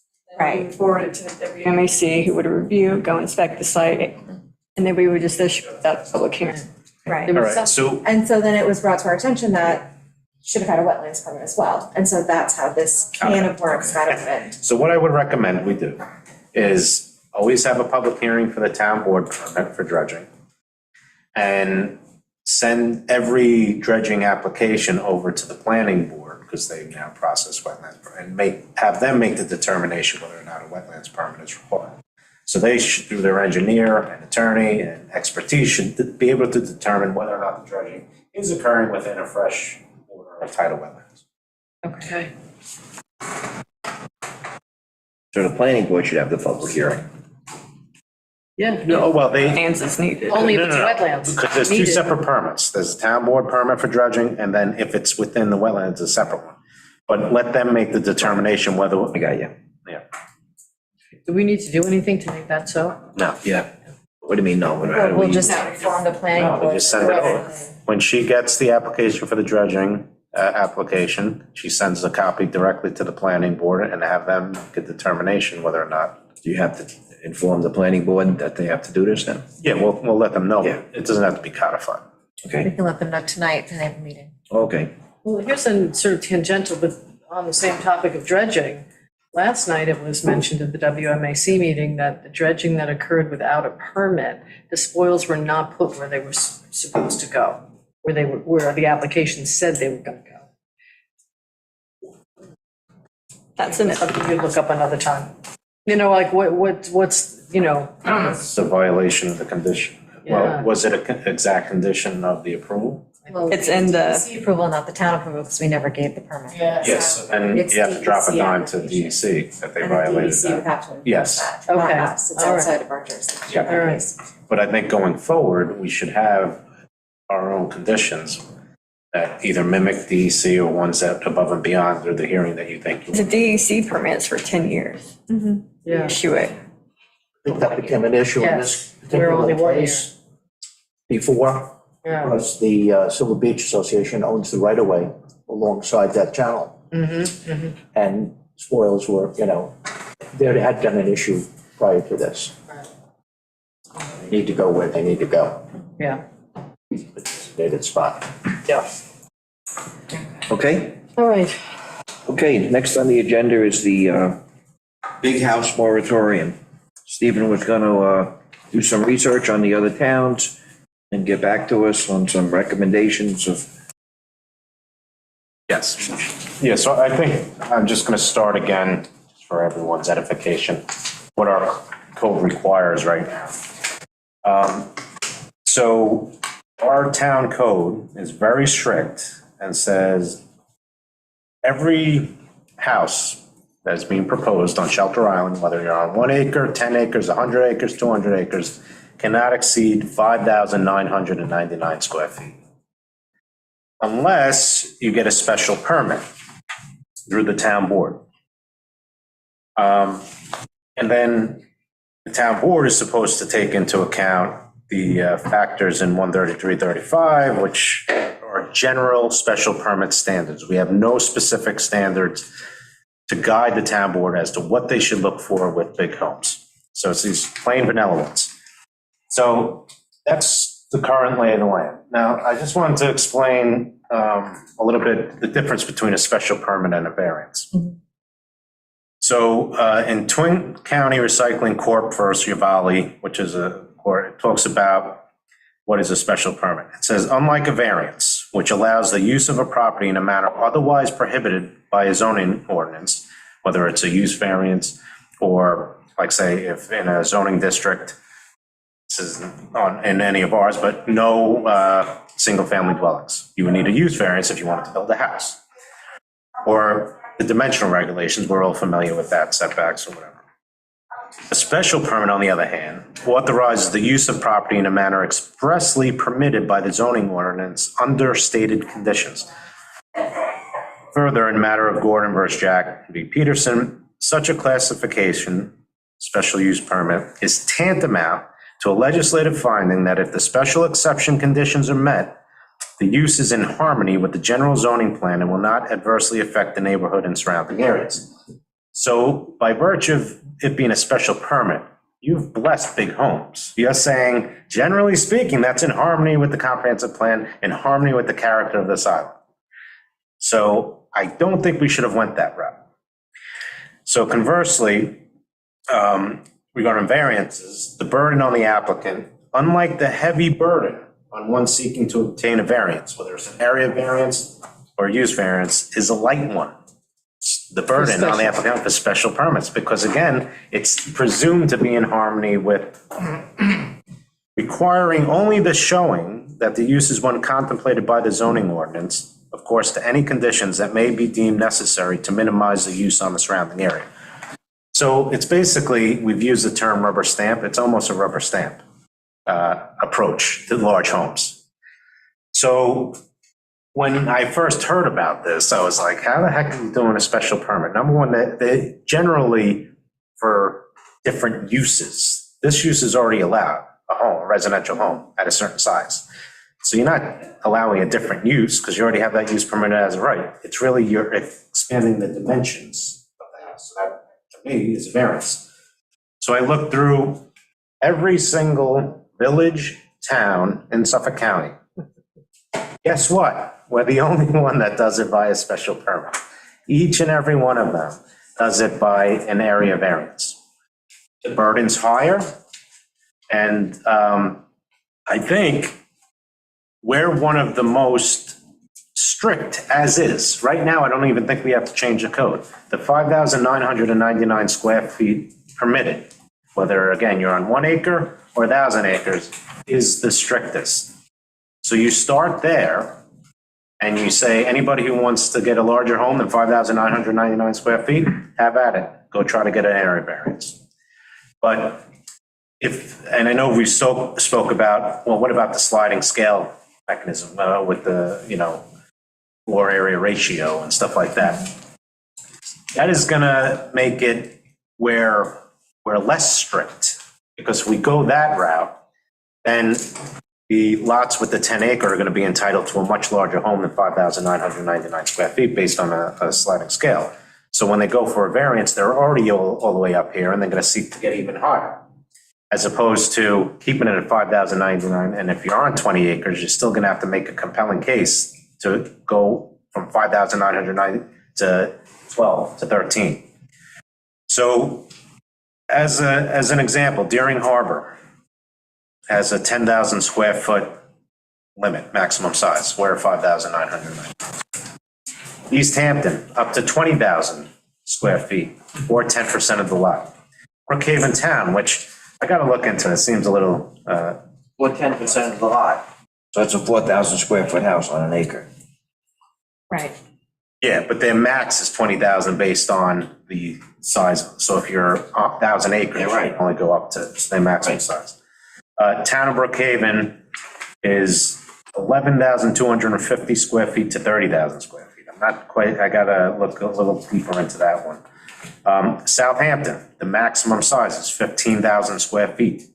So again, we're 5,999 square. We already have our big home legislation. Now, the other towns do the floor area ratio, villages and villages. Village of Southampton, Village of Sagaponack, Village of Sag Harbor, Town of Southwold just passed their new legislation, Village of West Hampton Beach, Village of Oldfield, Quogue. So again, in my analysis, we have to make it an area variance. So let's say the applicant applies for an area variance with the zoning board. Yeah. What's the criteria the zoning board uses? No, we have to, No, it's already statutory. It's whether it's in keeping with the character of the community, the benefit to the applicant outweighs the detriment to the community, substantiality, the environmental impact, whether it was self-created, whether there's any viable alternatives to meet your needs. So it's very strict. It's a high burden, and the courts generally defer to the zoning board of appeals decisions. They don't substitute their own, well, we don't think it's fair type thing, as long as it's not arbitrary and capricious. So our zoning board is very good, and I think they're very capable. And I think, why would we be the only municipality doing it? So I think the other alternative is you keep it and you start juggling these amorphous, special permit standards, or you make it more specific to the big home. But again, it's still a special permit standard, so the ability of an applicant to sue and win is a lot higher than if it was an area variance. So you can, put on onerous conditions, you can do this, and they can go run to court and get, so I think the town board should really think hard about this, and also hear what the consultant says. I know we're updating the zoning chapter and the comprehensive plan. You should take that into account. But from what I'm hearing is from the residents who spoke from the town board, large homes aren't in keeping with the character of this community now, and it should. So keep your as is. The character of the community has changed. I mean, large homes are being built now. Because that's the character. No, that's not true. You can start, your comprehensive plan is going to dictate what the character of the community is. And the public chiming in and forging that comprehensive plan is what the vision. You had the guy from Pandian who came and said, he put a limit on the size of houses and he couldn't sell the lots. So he had to make the houses bigger. Well, that's different than the character of the community and what's financially viable are two different things. The reason why we're even having this discussion is because we've had this special permit process, and you've had 38 applications since 2005 when this came into place, and they were basically rubber stamped because there are the standard lists to really, so I really think going, because, and let me take a step back. The 5,999 square foot max that's already in the code. The town board then, that's the character of the community. That size home, modest homes, not these big, large, because it's already codified. That's what the town board wanted, those smaller homes. So now if the comprehensive plan agrees with that, that's, where we should go. So the other choice here, though, is, again, comprehensive plan is crucial here, right? Am I right about this? Is to say, okay, so yes, it could become an area variance, but maybe because now it's harsher, harder, more rigorous. Maybe we say, all right, so it's not 5,999. Maybe we say 10%. No, I think a flat rate, but that's just me, just say 8,000 square feet, but we maybe then include, do it with Meg's rubric of the entire box, The gross area. the gross. I mean, I think there's still things to be decided here besides just making it an area variance. And I think, Yes. and I think due consideration to what, if 5,999 is the number. Now, I'm not arguing one way or the other because I really, to me, this is a community-driven recommendation from the comp plan on this, but I agree. I feel like the community that we've heard from thus far is for a limitation that's pretty rigorous. I think if we're looking to control it and to change the zoning possibly, 5,999 feet on an acre or less is a mansion. Yeah, It's Montclair Colony, all those houses on the water. that's right. I mean, I think we need to look at the whole package, not just saying, well, we're good, we restricted it already. Maybe we should restrict it more. Make it 4,000, 10% of an For 1 acre. acre, to a start with. 5,000 square foot house is significant. So Right. maybe that would be an inappropriate size for that. So then that's where you're coming into the. That's Yeah. where it would come in with the, Right. But 4 acres, 10%. Wow, but you would go down, So 4, right? no. No, what don't you do? You do X amount on the first acre, and then it's the second acre less, Yeah. right? Until you reach the But maximum. when you get up to like a Harris property, Depends how you write it. Right, Like, right. I thought he was just talking about. 5 or 6 acres, Now and it's you start- 10%. Oh, no. when you get up to 5 to 6 acres though, and you start to use those percentages, the house is still balloon up to 10, 11, 12,000 yeah, square. but then feet. at some point you need to cap You it. have to put a max on it. Yeah, Yeah, that's what East Hampton did. Remember I said Yes. they were 15. 10% of lot area plus 1,600 feet or 20,000 square feet, whichever is less. Right. And now this other thing that's discussed, that I don't think I've ever really delved into, but this roof. Oh, the triangle. Pyramid? The pyramid. The pyramid, what is, are you familiar with it? It's Southall did that, that's right. It's really for narrow lots. So you basically have side lot line, and then you make a triangle. Yeah, And your building can only be within the triangle. If your house is exceeding it, you yeah, need a variance. I'll give you the perfect example. There's a house on Little Ram Island that is a big box. yeah, And they went out to the setbacks on both sides. They went up 35 feet on both sides and straight across. oh, I So know, that should have been angled so that people on both sides aren't living in shadow. right, Yeah, right. so that is something to, so That's all different. yeah. Yeah, okay, that's a whole, I thought that was used. No, No, okay, all right. So. That's a bulk mass height Yeah. situation. So, Moving forward, how are we gonna move? consulting? Well, again, this would be a zoning amendment, so we have to wait for the comprehensive plan, at least for the draft to come, I would recommend that we wait to that. Well, I think we also need to look at, so, I mean, zoning versus area variance, that's sort of that's an easier decision to make. I mean, special permit versus area variance, I think is an easier decision to make than kind of the minutia of it. So, I think the comp plan can easily recommend a special permit versus area variance. It's the detail that would then go into it afterwards anyway that the town board would have to figure out. It's whether or not you want to keep it as like a 5,900 Right. or a sliding scale. Right. I mean, because either way, the comp plan is not going to say, this is the exact Yeah, right. rubric that you now Correct. have to No, no, no, apply. no, no, That's no. not the way that Correct. plan works. So, the comp plan will make some kind of recommendation on whether it's special permit or area variance, but where you want to cap the square footage would be at the board's discretion, not the comp plan. Yeah, I do. No, absolutely. What the comp plan is going to give you an updated version of what the vision of the island should be generally. And then, so you could hopefully ask the consultants to focus on this, sizes of homes. And they're not going to give you a specific number, but they're going to say, Right. this type of house is what the community is looking for, this type of size.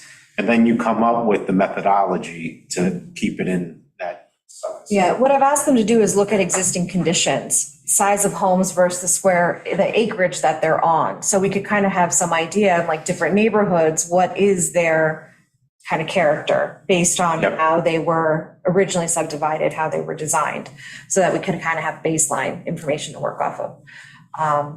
So, I mean, I think that would be helpful in determining how to move forward with it. Because some areas were designed with, you have AA zoning, that's going to be, at least 2 acres. So you have different zoning on the island that has different characters.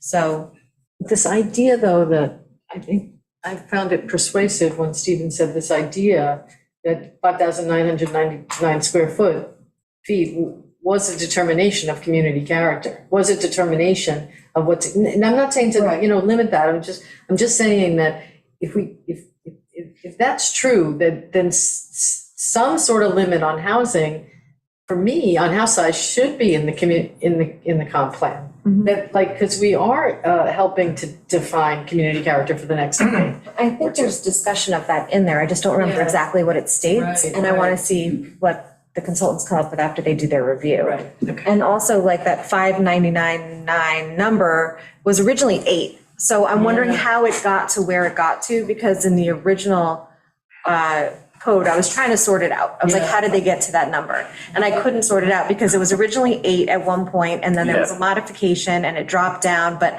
I didn't see the discussion or how it got there. And Maybe it Amber was could pull proposed that. differently. and- There's another moratorium years. Yeah. And that's when this came up? I mean, that's when we talked about I believe so. That's when it went from 8 to. Or was this your time? Yeah. You want to start? Yeah.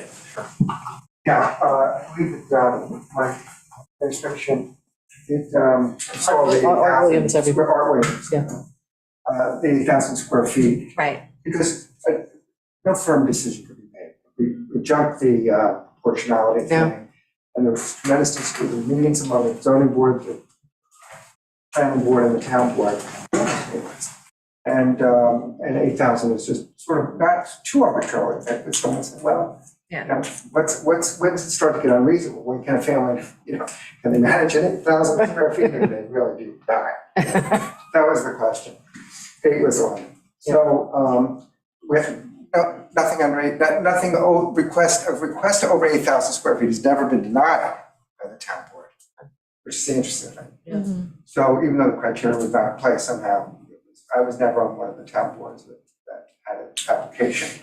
How 5,999 was installed is unclear to me, and I guess Right. I don't even, I did ask, I actually foiled the paperwork, but it wasn't clear. No, it doesn't make it, I've done the same thing, Art, and I couldn't find when or why it changed. Right. So, in my mind, that seems arbitrary to me that Right. somehow they decided 5,999 is the number, when originally it was 8, which maybe Maybe was, they I mean, they were having so much trouble deciding on 10 and 11 and 12,000 and 13,000 square foot houses. They probably dropped it down to 5,999, they might just get to 8. so, that was just like one of those weird things where all of a sudden I was like, that doesn't, and not finding the paper trail We'll for it. have Amber try to find the minutes.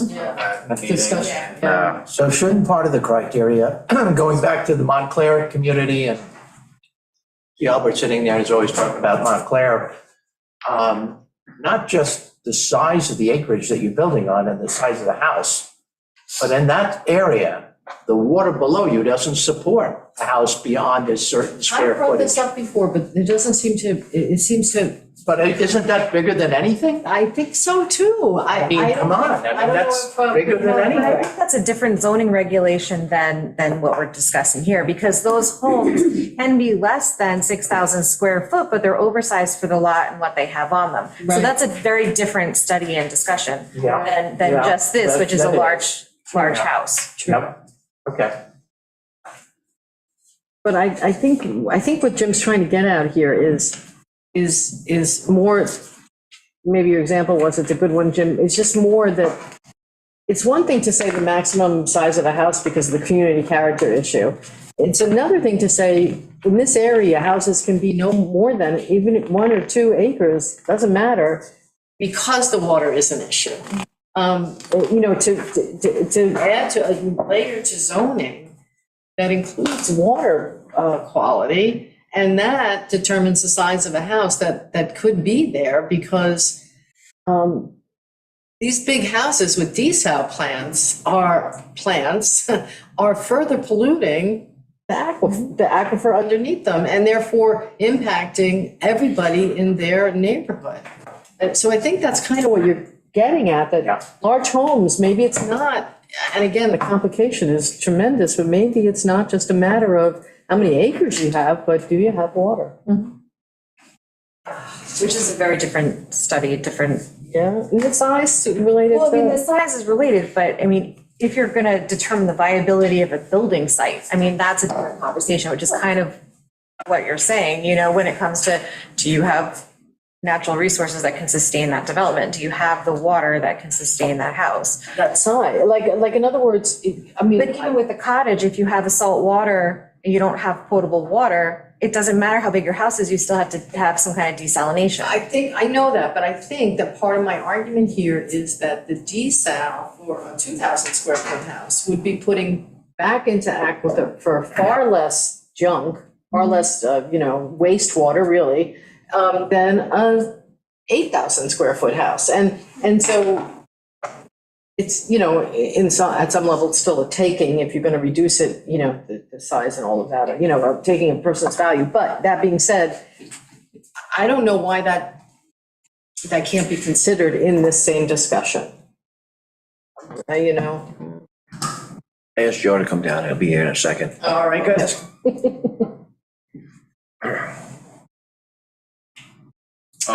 So again. Joe doesn't like the idea. So you have the mechanism to employ to try to exceed it. So there's 2 questions, right? The one is, what's the cap on the size permitted as of right? What's the mechanism to exceed it?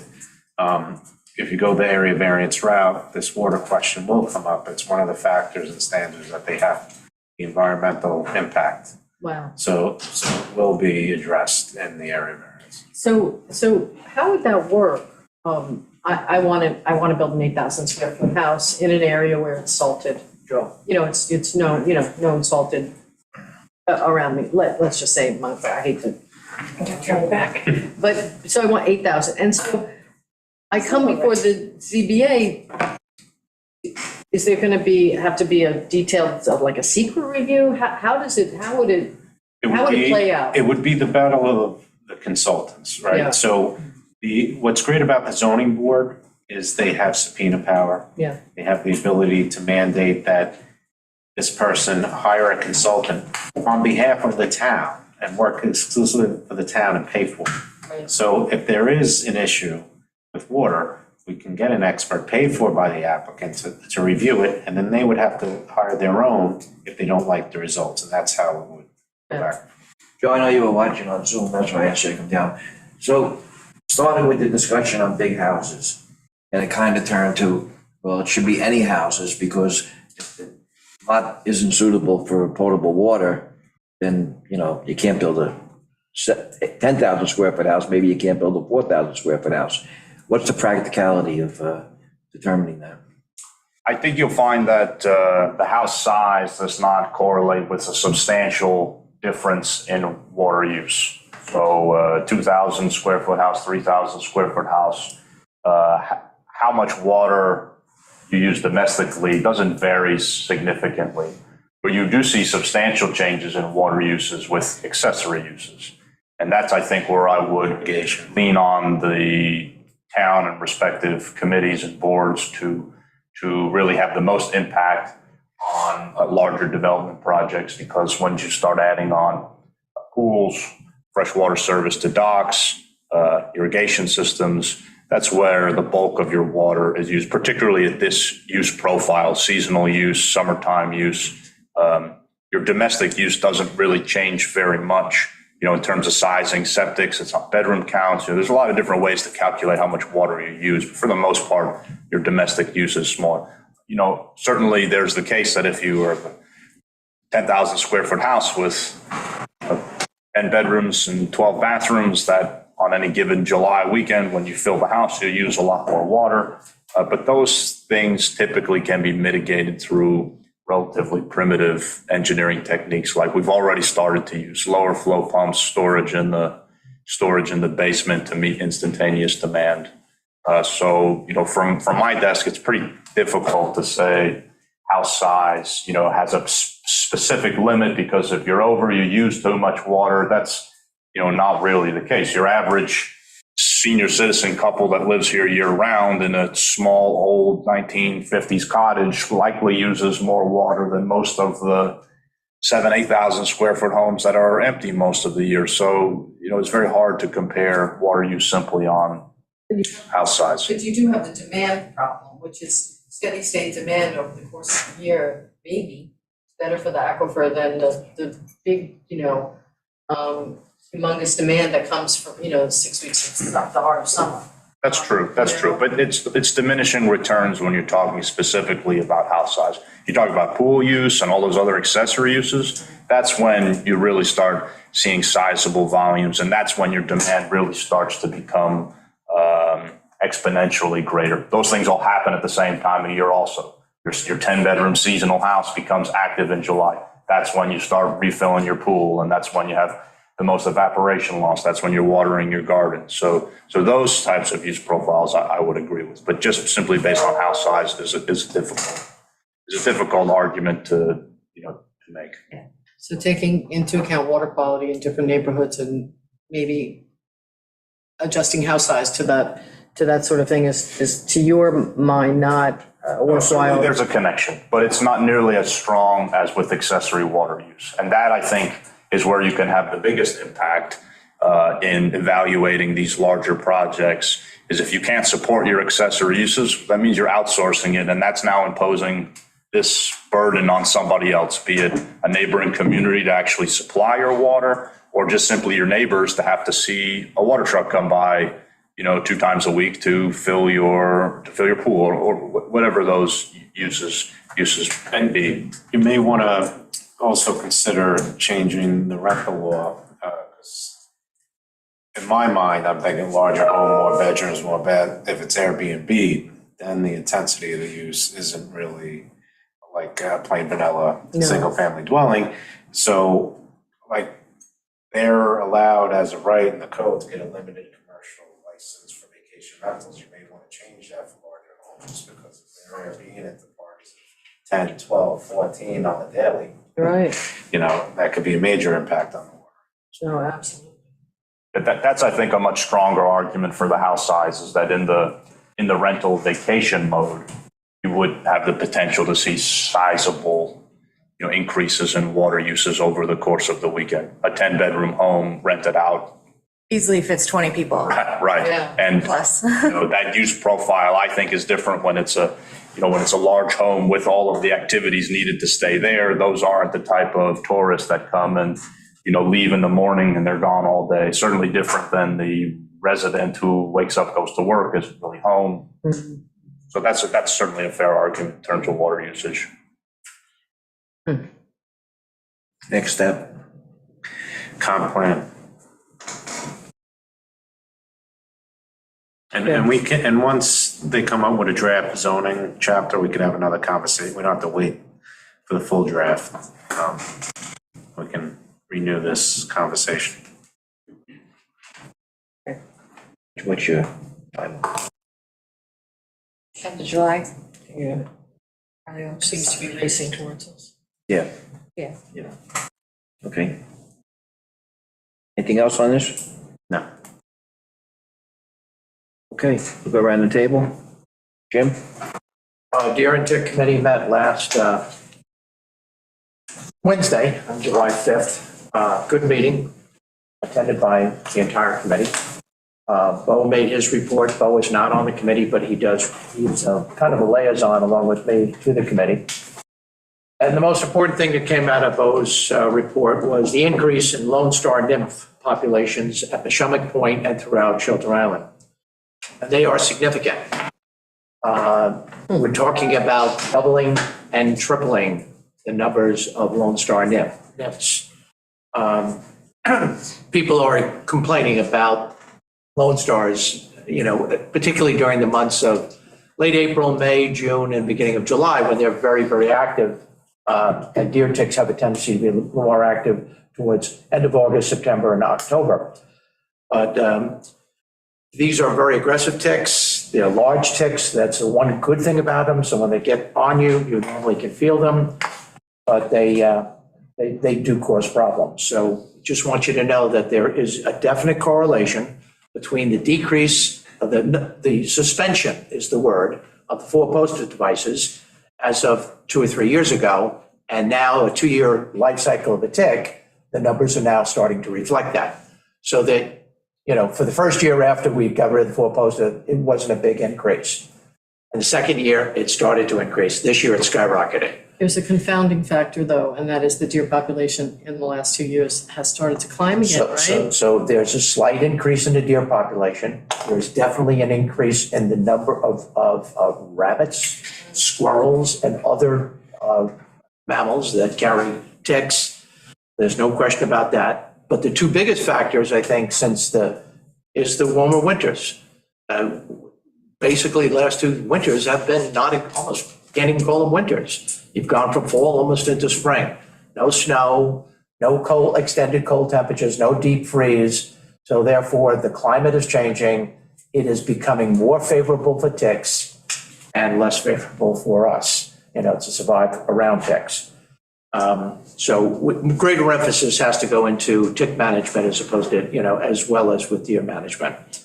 The educational piece, Julia and Scott were responsible for that, Scott Campbell. There are 2 residents now that went to archery training that are fully qualified to teach archery classes. Archery classes will be offered at St. Gabe's at the field. Both Julia and Doug Sherrod are experienced sport archery persons, and they have 2 assistants. They'll be conducting classes. The archery equipment's being stored across the street at the recreation center and is falling under our recreation department. There is no doubt that part of deer management relies on recreational hunters. Without recreational hunters, we can't even keep those populations from deer management from skyrocketing back up. So we went from 1,500 down to around 7, and now we're back up to 850. And it's a lot of work to maintain 7 or 850, because that means you got to go out and get about 500 deer every year. We get less hunters. We have less people hunting. We have people that have working 2 and 3 jobs. It just doesn't pay for them to go out and hunt. And we got a population that's getting older and older that don't hunt anymore. Plus the fact that I think the town board realizes we was at 1 or 2 guys on the island that took their fair share. And it didn't take 10 deer. It took 50 deer, 75 deer, 100 deer in a season. Those people no longer exist. And even the NUCOs that we have, there are less NUCOs available to us. And, so that's all an issue with deer management. The liaison report, I talked about this with Jerry, about the quail. We got 1,000 quail, baby quail last June. This year we got the adults. That's 2,000 quail on the island. I said, what about taking some of the monies that we use over the flyover and maybe we do one quail thing in June and then they do another one in the fall, the public.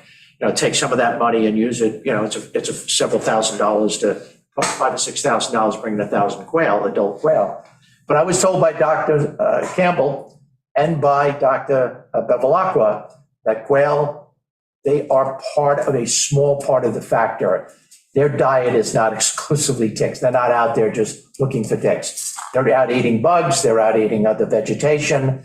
Quails will eat a certain amount of ticks, but it's not going to be significant enough in their estimation. They're the PhDs, I'm not. So I'm saying that we went down that road. They think that the money should be better spent elsewhere on education and awareness to the public. So the new business, we did talk a lot about awareness and education. Dr. B asked Scott to get additional data on tick disease reporting in Suffolk County Department of Health for Shelter Island. Scott has that ability to get that data, so we're looking to pursue that. I want to tell you that North Haven, and I think I mentioned this to you, Supervisor, that they've actually expanded their four-poster use. How is that possible? Because we couldn't do it. Well, the way they did it is they went door to door. They divided North Haven up into segments. They went door to door convincing people that North Haven had way too many deer and way too many ticks. And they wanted to increase and they got people to sign off. So, and of course, the plots are probably a little bigger in North Haven than they are here. So it's a little bit easier to negotiate that. But whatever number of four posters they had in North Haven, they've doubled that number. So they put more units out, not less. We went from 38 or 36 down to 0 because we couldn't get any spot to sign off for the four poster. The town continues to work with the state, trying to get them to ease that restriction, but the DEC, it works. This works very well upstate New York, but you don't have the house problem. You can put the four posters in wooded areas, 250 feet beyond any house, and they work. Down here, it's a problem. So we talked a lot about spraying of clothing. If people want to go out, the two things we talked about is personal responsibility. How do you make yourself safe? I mean, I go into the fields 3 days a week. I was there this morning dropping after Mishomic. I went out for 45 minutes into the meadow. No ticks. You spray the night before, you blouse up, you wear light clothing, pants, shirt, you take all the steps, and you body check when you come home. If you do all those things, the chances of getting a tick-borne illness are not great. So that's something that we have to think about. Vegetation management. For homeowners, very, very important. For CPF properties, and there's one gentleman that works over at Neshoba. It's 2,039 acres of property. There are 11 to 12 miles of trails if you count the new trails that have been added to the red, the yellow, the green, and the blue trails out there. There are 2 additional trails that they've added. I've been on all of the trails this spring. They are magnificent. They're wider. They got wood chips down. He's cut everything back. People that walk, that go out and hike in Mishomic, if you walk 2 abreast, you can have a nice conversation, go on a 6-mile hike, 10-mile hike, come home, not a tick on you. If you wander off into the brush, if you go 4 across, if you rub up against the side of the vegetation, you're going to get it on you. So therefore, maybe some of the monies that we're looking at, we may have to look at CPF properties and maybe say, how can we enhance stewardship in terms of helping to protect people? That not everybody hikes in Mishomic. People like to go into all the other properties that we have around the island, and we have dozens of them that you can go out and enjoy. But that takes constant, this stuff grows like wildfire. But Dan is a great resource, by the way. I would love to be able to take Dan and use him, with the permission of Cody, to come over and teach us a little bit about how he attacks what he does and how he does it. I will admit, and I talked to Jerry about it, one of the things that money-wise we could use also, interns during the season when this stuff is growing. In Mishomic, we have interns that are out there. So you have 3 people on mowers constantly that are out on the trails, taking care of the trails. We don't have that in town. But maybe it's time to think about that. Maybe it's time that we hire somebody through Brian's office that strictly deals with the CPF properties, and we give them the wherewithal to be able to maintain those properties. So it's just, I'm throwing it out to the board because I think it's important. Last but not least is the Lone Star ticks. Everybody that gets a tick bite will not develop tick illness or tick disease. Only 7 to 8% of Lone Star ticks actually, according to Dr. Campbell, carry disease. So monitoring after you've been bitten, if the tick has been on you for greater than 36 hours, a day and a half, and it's engorged in you, then you need to pull it out, put some antiseptic, monitor it. If you're a little troubled by that, take the tick, bring it to health office or to Dr. Potter and have it analyzed and go on a preventative 4 or 5 day antibiotic. But far too many people are reacting to that. But I think we're going to put out more literature about homeowners, what you can do to make your property safe. Rather than just spray, alternate means of spraying safer chemicals on your property that would kill ticks. So I think that's where the thrust of our new energy has to go on deer and tick. I'll let BJ talk about last night's meeting that was 3 hours when she gets to her, and anything that she doesn't cover, I cover at that point. Thank you. Thanks, Jim. Meg? All right. I just have 2 outdoor assembly applications that came up. We've discussed them in our small group with Chief and Highway. So one of them was from Peter Grand, and it was Fresh Pond Neighbors Association wanted to do a yard sale and raffle as a fundraiser for Fresh Pond. They wanted to do a yard sale, raffle, coffees, pastries. But we felt that the location they chose was unsafe. They wanted to do it in the access road to Fresh Pond. And the problem with that is that there's just so limited parking and the road is very narrow. So it's just a very dangerous place. It's probably one of the most dangerous roads on the island because there's so many blind hills. So, that we essentially just denied. We were like, find a new location. But, we can't really give you permission to do it on that access road because it's just unsafe. So if that comes up, we did send him that email requesting that he find a new spot. And then this other application I got was from Lisa Haashagen. And the request is to use the park right next to Jack's Marine for like a cocktail hour for the Hinckley yachts was the request. What? Yeah, so it's just a group of people who own Hinckley's, it's like a club. Oh, and okay. they want to have a cocktail hour in the park. And this is from Lisa who? This from Lisa Haasig, and I guess they might be doing the food for it. Where are they gonna park the boats? I guess Jack's Marine, it's sort of like a Jack's kind of event. And so, What are they asking for? to use the park just when? to use the park. So the problem we had with it is that they need a liquor license.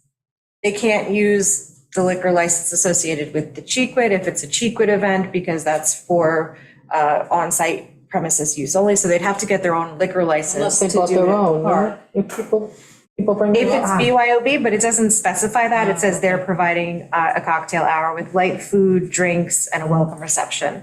It doesn't request a noise exemption. It just requests the use of that space. Really, liquor license was our one factor where we're like, yeah, that's kind of a no-go unless you get that. Know if they have one as caterers or? No. No. Then I sent the email, and considering through the response, it was, they weren't aware that they needed one even with beer and wine. Right. So, Yeah. They don't request any parking. They have no parking needs. They're all going to come by boat or by foot. So, it won't increase the parking on Bridge Street at all, which is another concern for that area. I'm sorry, I didn't hear time and date. So it's Just to on know. the 21st, so July 21st, which is a Friday, from 3 to 6. it's short, it's just a liquor license. Yeah. Yeah, I mean, so there's no parking request, there's no noise exemption. It's just the use of that park, which isn't heavily used. So Really just that liquor license is kind of the. It really doesn't even specify the park. It says Jack's Marine parking lot. It says the parking lot adjacent to Jack's Marine, which means they'll end up in the park. Yeah. I mean, that's, So, Yeah. Stephen, you have any thoughts on the liquor part? No, I think we just need clarity. If, like, if you have a caterer, the caterer has a license. If IOB, then, you know, I think the Cheekwit is providing the service for the cocktail hour for the yacht club. I'll call it yacht club, okay, which they don't have not sure. liquor license, has to be on Cheekwit premises. Can we have Jim work with, Steve work with Jim? It's BYOB, then Yeah, I texted, Chief, you on? Yeah, he's. Yes. You haven't, you've been following this?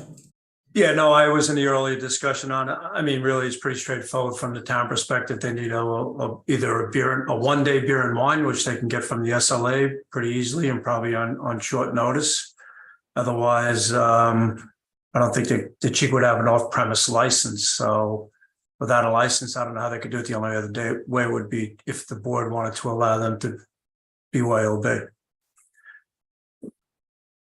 If you sell or give away as part of an event, you gotta have a liquor license. All right, so that's the answer. Yeah. Okay. So my recommendation was you could approve it pending the license, Yeah. if that's what the town board wanted to do. We can put it on the work session for next week When if is you it want her to scheduled? come What's the in. date? The 21st, so. Of August? Of July. So we have a work session and a board meeting next week, which we could take care of this at before that Friday, which is when the event is supposed That'd to be the happen. 18th though, right? So, yeah, I think you gotta give that. so we'll put it on for next week. Okay. All right, thanks, Jim. Just, you may want to remind them, they're gonna have to move on that liquor license if they're gonna make that. Yeah, right. I sent them the email this morning, Yeah. so they're aware. Yeah, in terms of the Fresh Pond Ed Association place, Presbyterian parking lot, they maybe contacted Birch and asked if they could use it for a few hours on a Saturday? Yeah. Yeah, because that's a nice parking area and it's open, it's on 114. It's very Hey, Jim, that's visible. not an application before us if they're going No, on no. town property. No, The only I- reason that application came to us, we were asking for town property. Okay, Right. okay, Oh, yeah, true. yeah, okay, Yeah. just suggesting a spot that they might want to look. Okay. Other than that, the comp plan had, the CPAC, the advisory committee has reviewed all the essentially raw content for all the chapters and have given it all to the consultants. So they're working on developing a draft of the comp plan, which we should have by the end of July. So that's where we currently stand with that. We're going to cancel the July 14th meeting, give the committee a bit of a break, and then we'll pick back up once we have a draft of the plan. And then we'll have a whole bunch of public workshops and public meetings, and we'll have that calendar coming when we have a draft and we know what the dates are. So we'll get that information out to you. Intensive public Absolutely. Yeah. exposure. All right, that's all I've got. Great, thanks. BJ? Yesterday was CPF in the morning. It's my Hellscape day. It doesn't end, starts at 8:30, it ends at 8:30. And so we introduced Catherine, our new clerk, who's lovely, and we are all looking forward to working with her. West Neck Preserve was discussed at length. It's a complicated site. It's complicated by mugworts and now quail. So CPF came to the town board with a plan to not develop that site, but to develop that site into a lovely preserve. And so some invasives need to be removed to have that happen.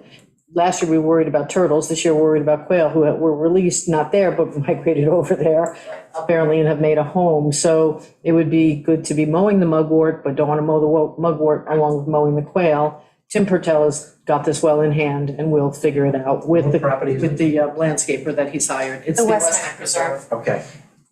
Not to go into too much detail. Dickerson Creek, we did that lovely ceremony for Nick Moorhead. Yes, Brian, what is are they pouring cement there or something? Or they want to put a cement platform down to anchor the bench too. So the Okay. bench has been removed temporarily, and then it'll come back and be anchored, because we would like the bench to be there.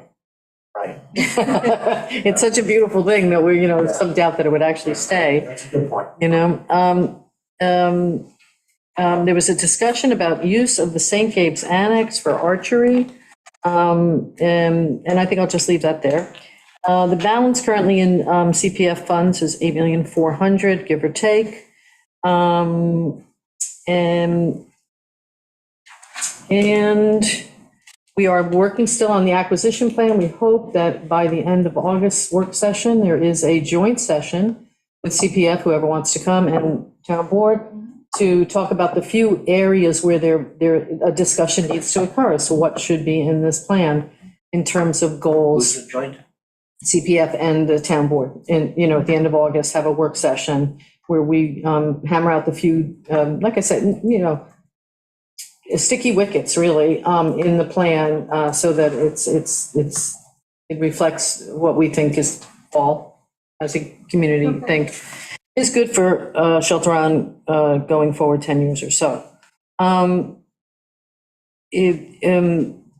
There was also a question about trimming so the trucks could get into on Artist Lane and start doing their work.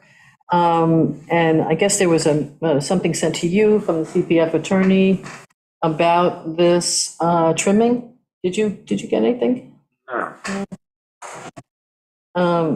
All right, that's what's in my notes. So I just give you that to look up. And That's on the entrance going in, right? Right. Trimming of the trees that are Right, there. the evergreens, and then there's actually one oak Right. that has a low hanging limb Yeah. that's kind of problematic, and no emergent, it would hit, interfere with even emergency vehicles, was my impression Yeah.